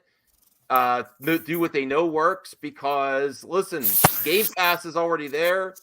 PlayStation, even Nintendo. Well, they don't have to be they could just be a publisher, not a developer. Yeah, but you're not going to make a dent unless it's something really good. And if they sell their games on all platforms, like if they sell on an Xbox, PC, PlayStation, Nintendo, that could work. I mean, I would. I'm not saying Netflix make license out the franchises for other companies to make, and you make money that way. You think we're talking about? Let's not kid ourselves here. What? Let's not kid ourselves. They might do it for Sony. What? What did you say, Aaron? Max saying they could franchise the games out for Nintendo, Sony, X, and Microsoft. All right. They could do it for Sony. You're hanging on limp tree branches right now. It's not gonna happen. Netflix, as great as it has been for artists to express themselves with the unlimited money, it's set an unrealistic precedent for the film industry and for films and TV shows in general, to a point where they're going to bankrupt themselves. And I was saying this a long time ago. I'm like, wow, there are billions of dollars in debt. It's not going to go over well. And they keep spending so much money. It's just like those credit cards are going to max out. It's like those things that they should have taught you in high school, where you have a debt, you have a credit card amount, it's going to run out eventually. Well, tomorrow's going to be a pivotal moment for this company too. Well, the end absolutely, of the week. absolutely. But I feel like this is sort of 100 years in the making. And let me explain this. I'll make it as brief as possible. But the film industry has been lucrative on spending an ungodly amount of money on actors and sets and props and bullshit, to a point where it's unprofitable, where nowadays people, when you have a film that, sucks, it's like, or like it's propped up to be something that it's really not. Like how profitable is, as much as I love WandaVision and how much Elizabeth Olsen is amazing. Let's just be honest here. How profitable is it? How many people watched it? How many people watched? It was very profitable. Yeah, I know. But then let's get into some of the other shows like Turner and Hooch. How many people know that was a series? Yeah. What's that? I watched it halfway through. They spent so much money on that and trained a dog to be amazing. And how much did they get from it? Nothing. Yeah, like, and Netflix does even worse than that. So, so many actors, so many people are paid an egregious amount of money for what? A couple laughs? Like, what are they doing? Nothing. Like, it's so inflated to a point where Los Angeles, unless you are in that industry, you can't live there. I lived there, and I lived there for a few years up until COVID-19, and it's like living in a third world country, in a way. They're super rich and super poor. That's it. How much longer can this industry last without giving us, I don't know, something good? That'd be great, but because of their names, they're willing to back up whatever they want to do, and they're going to do what they're going to do. What we define as good, they're going to run themselves into a ground. Hold on, quick though. What we define as good is subjective, though. I mean, some people like what's coming out. Good, subjective, sure, but you can only throw so much money around until you're going to be broke. That's just how it works. Well, let me ask this question, because there's been a lot of talk about the business model, and then we'll move on, and then people have to go to other shows as well. But get this topic in real quick. So there's been a lot of talk about the business model of the release schedule of episodes and just dumping it. But is the model of creative vision, is that going to potentially go away, and they're going to be more micromanaging projects because of costs, and they need to make sure, like, do you think they're going to be more hands-on with some of these creators? I feel that might be coming too. I think the entire film industry is going to do whatever they can to stay afloat, and that's all I'll say about that, and I'll shut the fuck up. Okay. Well, I think the industry has been in flux for a long time right now. And it's kind of like I saw it when I was in the game industry. There was a big move, a big push from publishers, particularly the larger publishers, to eschew middle and smaller budget games in the interest of big blockbuster AAA games, because that was a bigger ROI. And I think that Hollywood has made that same calculation, which is why you see bigger and bigger investments in like $250 million movies. And these are the things that like the big studios want to push out. These are the things that get, and you see it from rants from, Martin Scorsese and whatnot all the time. Like, these are the things that take up all the oxygen in the room. They get the big theater releases and all of this sort of stuff because there's a bigger ROI on those things.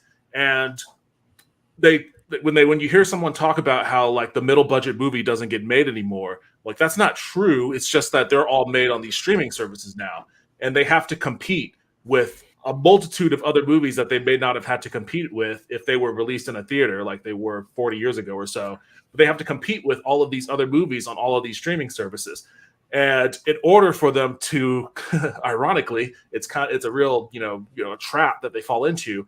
In order to compete, they have to increase their budget. So they end up inevitably falling into the same business model that the blockbuster movies have fallen into, where they have to invest a ton of money into what used to be middle budget movies in order to really draw the attention from all of the competitors that are there. And that's the fault of their own. They decided, we're gonna spend a lucrative amount of money on these actors and these set pieces, and we're not going to even consider anything else. Like, why? Why does it cost $250 million to make a dumb movie? It's a movie. Lot of that, why does it cost that much? Because a lot of that with the blockbuster movies in particular, and it's changing because the technology is changing.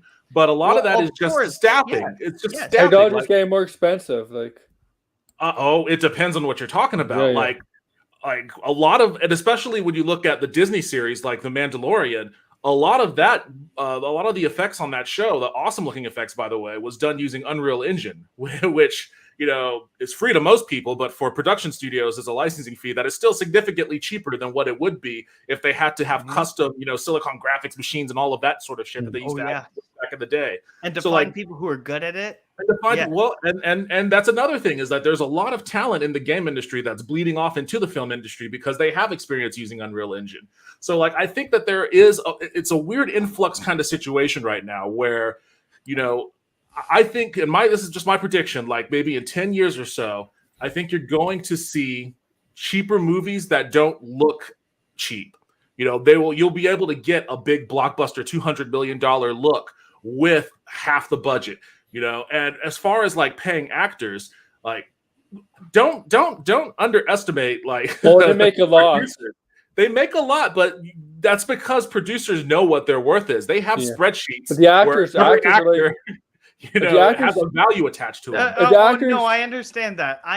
It's not lost on me. I'm not like a total idiot who has no idea what I'm talking about. But at the same time, I'm like, it's like this is why it's so hard to live in that area. It's so hard to break in, because, you know, I get it, you're good at your job, but nobody else in this country is paid more than you are. And what do you do? What do you do? Make some Fast and Furious movies? Yes. Like that's kind of a bad example, because a ton of people go and see those movies. You make some run of the mill like films. Like there's a producer who's paid. I remember I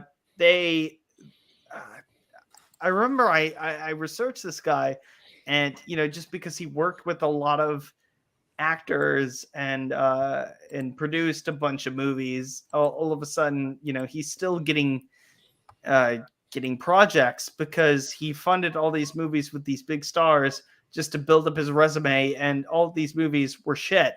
They were terrible movies, but he still got work. I'm like, how does this guy still get work? Because he's worked with all these people. I'm like, nepotism. Yeah, nepotism. He's probably friends with his actors or whatever. Yeah. Yeah, these are the kind of people who do not. Yeah, no. Oh, don't get me wrong. There are a lot of scumbags in Hollywood that perpetuate a really broken system. I mean, you know, it wasn't all Harvey Weinstein. Yeah. You know, there are a lot of. No, it's not a Harvey Weinstein situation. It's just that, how can you fail upwards this badly? And it just boggles my mind. It's just like, these people should be should not be in this industry. There are so many people, you know, for every one of you, there's like probably 15 George Lucases who could make better products than you can, you dumb fuck. You know what I mean? You know, it's just like, let's, you know, like, and I know a George Lucas comes few and far between, but you know, I've met people who are out there who are kind of like that. And, you know, if only they got the chance, but I know a million people know somebody like that. But it's just one of those things that boggles my mind, like, who actually gets invited into this sort of little circle jerk of assholes. You know, it really does boggle my mind. And, you know, they get paid $100 million a year. And I'm like, your movies are shit and you get this much money. I mean, these are the kind of people who I am not sad when the California forest fires comes around. Oh, I don't want to say that. No. Okay. Yes, but no. All right. But in all seriousness, I think you guys get what I'm trying to say. Mm-hmm. Yeah, I understand. I know I'm kind of rash on it, and well, I mean, that's kind of like that speaks to a lot of that frustration about like the middle budget movie, because middle budget movies are almost exclusively made by people who don't get chances to make, you know, the blockbuster movie. It's, you know, those Josh Trank types or you know, the indie developers who break big on a movie here and there. Only, you know, there's a ton of people who make movies like that who just can't catch that break. And a part of that is just because their content gets lost in the sea of shit. It's very rare. It's very rare for one of them to get a big film. You know, the lack of advertisement and distribution. Yeah. You know, if people push these movies more often, everybody would see them. Mm-hmm. You know, that's how it used to go. You know, that's how, you know, all these, you know, movies, then Frost asked an interesting question. Do you see a future where companies just focus on animation for a while instead of live action? Well, Netflix just got rid of. Unfortunately, I think there should be, but but here's the thing: the consumer seems to be more live action, still focused on live action. I mean, as long as it's not live action anime, I would like more CG if it's done well and the story's done well, and then you don't have to deal with actors too that are getting all these scandals. Or you still can have voice actors getting the scandals, but they're easily replaced and move on and move forward. But the consumers demand live action still. I think it's getting real close though, man. Like if you see the kind of stuff that they're doing with Unreal 5 right now, I think it's not too far off where we're going to have like fully CG movies where we're not going to be able to tell the difference. Well, like, that's why I said I said in my stream yesterday, I think this time of the MCU, I think it's a lightning in a bottle. And I think in the future when they reboot, why even reinvest in a whole nother, like if MCU ever reboots 10 years down the line, why even reinvest in live action actors when you could do animated Robert Downey Jr.? No, not Robert Downey. Just do a fictional Iron Man, like not based off a real person's likeness. I mean, I heard a while back that they were going to cast James Dean in his 4th movie. Well, no. I know that's a possibility too, but I'm saying why even bother with likenesses of real life people? Then you have to pay all that money. Just make your own. There's enough talent there in the industry to create like the video games are already doing it. I don't think the actors were like that. The actors and actresses in the SAG would like that because I think they would want to get they would want work. I think the union would be against that. Well, animated movies do it already. Well, it's not up to the guild. It's up to the people who sign off on their likeness or their what's the word? I say forgo because then you still have to pay. You still have to pay the royalties, or the kids. Just like the estate of James Dean said, like, oh yeah, you can use James Dean for his 4th movie, which has his likeness, his characteristics. You can cast James Franco if you want. That would be a better decision, but whatever. Well, we're about to or whatever it is. Like if you're gonna have Rogue One, for example, have Peter Cushing, come back. That wasn't a bad start to whatever that is, but it is a slippery slope that could lead to issues. We're gonna head towards the end of the show, but we should do just like real rapid fire, just real quick. Go ahead. All right. So Spiderhead first look show off Chris Hemsworth and Miles Teller, a Netflix sci-fi prison movie. Chris Hemsworth is getting a good contract with Netflix. I don't even know what the hell half the words were. What the fuck is Spiderhead? Is that a Spider-Man thing? It's a sci-fi prison movie. It's just a sci-fi prison movie. It's the name of it. Oh, okay. But I didn't see that Chris Hemsworth movie. Did anyone see it? Attraction? Yeah, and they made a sequel. Yeah, they made a sequel. I don't think that's out yet. Wait, what? No, the first one's on Netflix. Yeah. The second one's not out. It was called Attraction, like Fatal Extraction. Attraction? Yeah. Oh, Extraction. Oh. Okay. So that was one top. This is how we do rapid fire. I'm just throwing it out there because I had it on the docket, but okay. Star Wars reportedly delays the Acolyte Disney Plus filming. That's unfortunate because how about shelving it? Did they explain why it's delayed?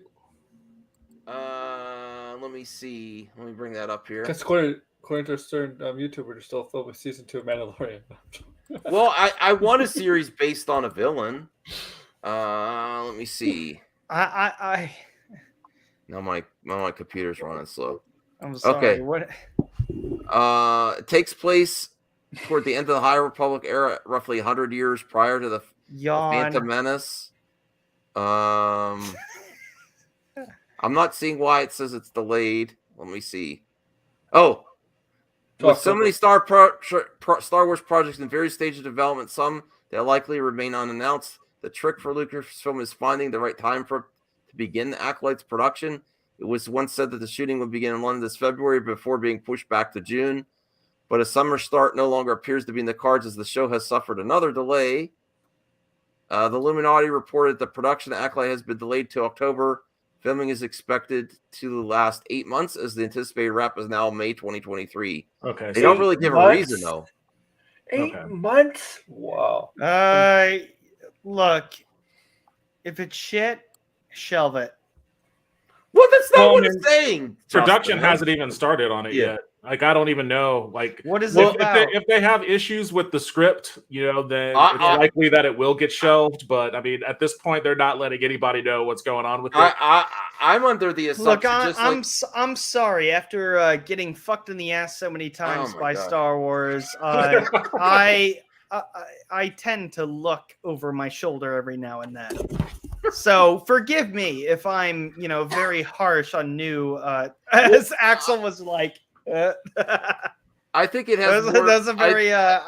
That's why I like Axel. I think it has more. But long story short, there's so many different things that happen. And it's hit or miss. But you can only get screwed so many times. Where like I'm gonna give this a chance. I'm gonna give this a chance. And fool me once, you shame on me. Fool me twice, you know how it works. So, you can't blame anybody for being hesitant on Lucasfilm projects nowadays and being hesitant on Indiana Jones 5. And I am not looking forward. I'm just. Well, man, you know what I mean? You're going all kinds of tangents, you know what I mean? Justin, calm down, brother. Calm down. It's just a delay, and it's probably. They saw the Netflix things coming. All these studios, like we need to spread out our projects because even HBO Max and the DC, they put their next. They spread it out over 2 years for what they had for 1 year. It might be Ahsoka filming next. Maybe I think the industry knows already. Do you agree? Let's go around, Dustin. I think so. Oh, sorry, Devin. Devin, do you agree? That Dustin, I messed up. Sorry. Do you agree that I put you two together, Devin and Justin? I think we could work with that. Dustin, go first. No, it's kidding. Do you think it has something to do with that? They might know, the industry might know, and they're spreading out their spacing them out. I mean, that could be it. I mean, if you look at Disney Plus as a whole, they've got a lot of stuff that they're working on right now. And I don't know what their talent distribution looks like, but I could easily see a situation. And we already had like a couple, I think they canceled the Rangers of the Republic or something, right? So they've already canceled one show. The Power Rangers, yeah. Yeah. So like it's not foreign territory for them to cancel something if they don't think it's going to work out. And it might be that this show ends up that way. But if they're just going to delay it, then I see it as probably just like a scheduling thing, like a scheduling conflict. I think they're doing Ahsoka. I think they're filming Ahsoka before this. Possibly that's the reason why they're delaying. Oh shit! It's 1 o'clock in the morning. Oh my god! Oh yeah. I didn't even realize. Wow! Yeah, it's almost 3 hours stream. Wow. Well, we should wrap this up. We should wrap this up soon. Max, it's maybe one more topic, and then we'll wrap it up. Yeah, I didn't realize it's so late. Let me bring this up. Well, it's about Qui-Gon Jinn. Oh wow! What the fuck? He says he's only interested in returning to Star Wars on the big screen. Do you think he's playing coy here? That he might be a Force ghost and Obi-Wan, or I heard rumors. He should be in the show. I mean, what kind of movies has he been doing lately? And nobody talks about. Why is he saying that? You know, why would he say that? Well, do you remember? Do you remember the one guy? Wait, hold on, Justin. Dustin, you go first. I'm just kidding. That's both of you combined. No, I was just kidding, Justin. I was making a joke. Go ahead. I was a joke, Justin. Because you remember the guy who made the Obi-Wan Kenobi fan film, the Han Solo. It was like Jamie someone. Yeah, he copyrighted Jamie Lee Curtis.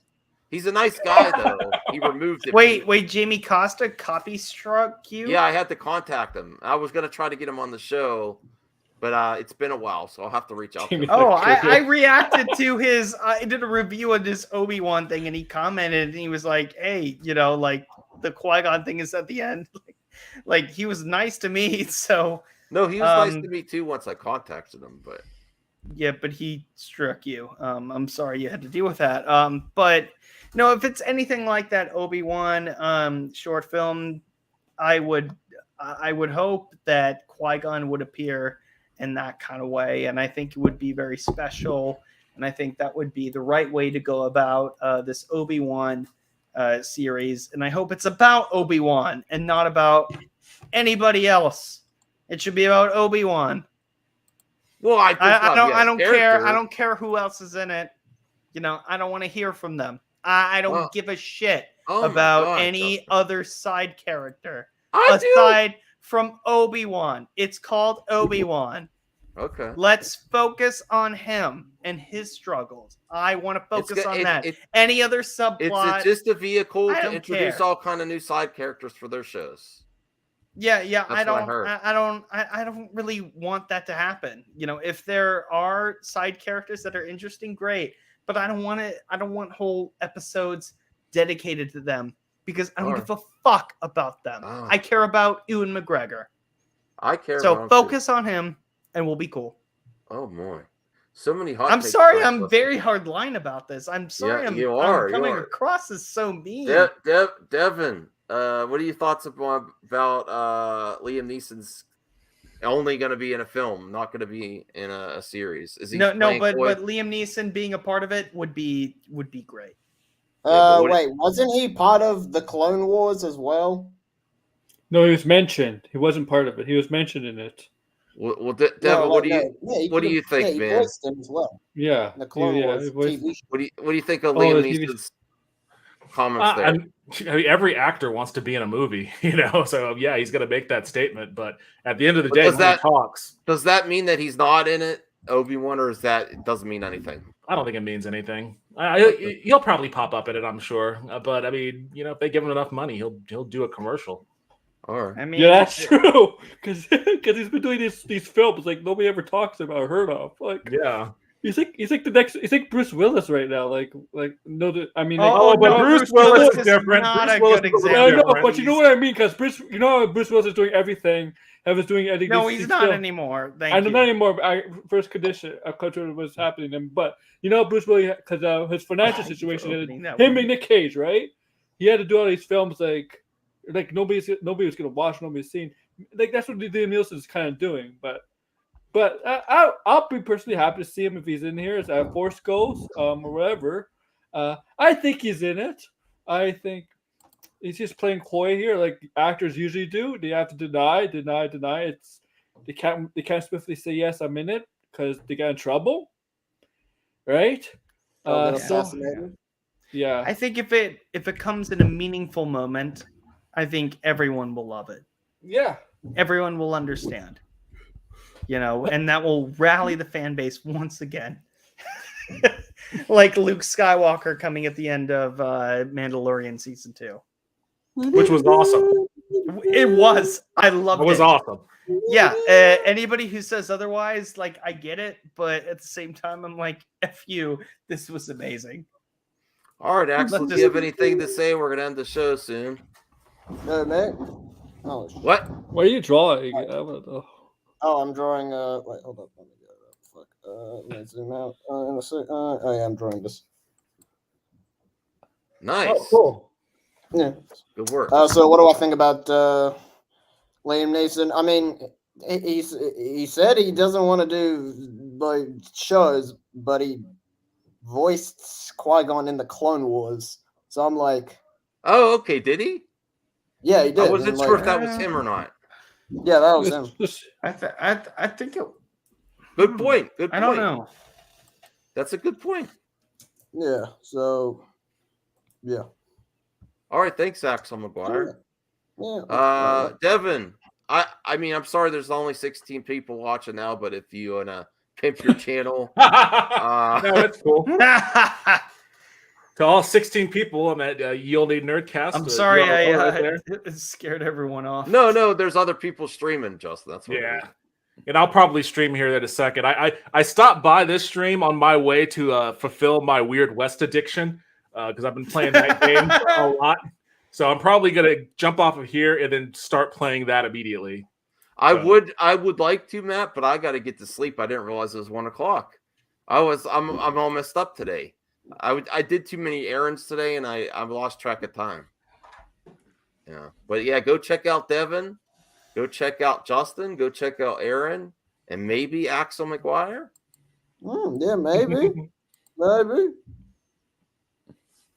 Hi. How you guys doing? Thanks for watching. I will say, letting somebody, get a little bit more information bit by bit. Axel, for some reason, just continues to fascinate me. Great drawing, great acrobatic skills, great costumes. Do you do art streams, Axel? Do I do what streams? Art streams, like drawing? Not really. No, I sometimes show my drawings on stream, but like I don't know how to stream on my iPad to my computer because I find that pretty hard to do. Yeah, if I manage to do that, then yeah, I'll definitely try and do that. Yeah, this seems awesome. Like you on one of the calm nights, like you're just chilling out, or early morning, I guess. Because other nights, you're like throwing like axes at the camera or something weird like that. But now you seem like you're in your zone. You're in your peace zone. Yeah. So it's good to see that different side of you. I know the meditation. All right. Well, thank you, everyone. That's all I have for tonight. I appreciate everyone watching. I'll be back tomorrow night probably. And have a good, thank goodness Friday's coming up. We're going to have a nice weekend here. Let's hope there's a better news because I do a show on Saturday where I do the 5 best stories of the week. And there's not really a lot of good news this week so far. This week kind of sucks for entertainment news. So we could do 5 first. Yeah, you're telling me. The best news that came out this week, and I don't want to start another debate, but is the Thor Love and Thunder trailer. Probably. I don't know. That's why I said I don't want to start another Okay, go ahead, Justin. I'll say one thing. Just don't. Why would you bring Guns N' Roses into this? Like they've been through enough. They've been through enough. Let's just leave it at that. Okay. All right. Like, just aside from the music choice, I don't care. All right. I also walked out of the last Thor movie, so I could give a shit what happens here. I give lots of shit. Yeah, I don't blame you. It's Ragnarok. Okay. I walked out of it 30 minutes in at the El Capitan. Go see Thor Love and Thunder. Natalie. No, don't. Do what you want with your money. Don't listen to Justin. Bye, everyone. Do whatever you want. Good night.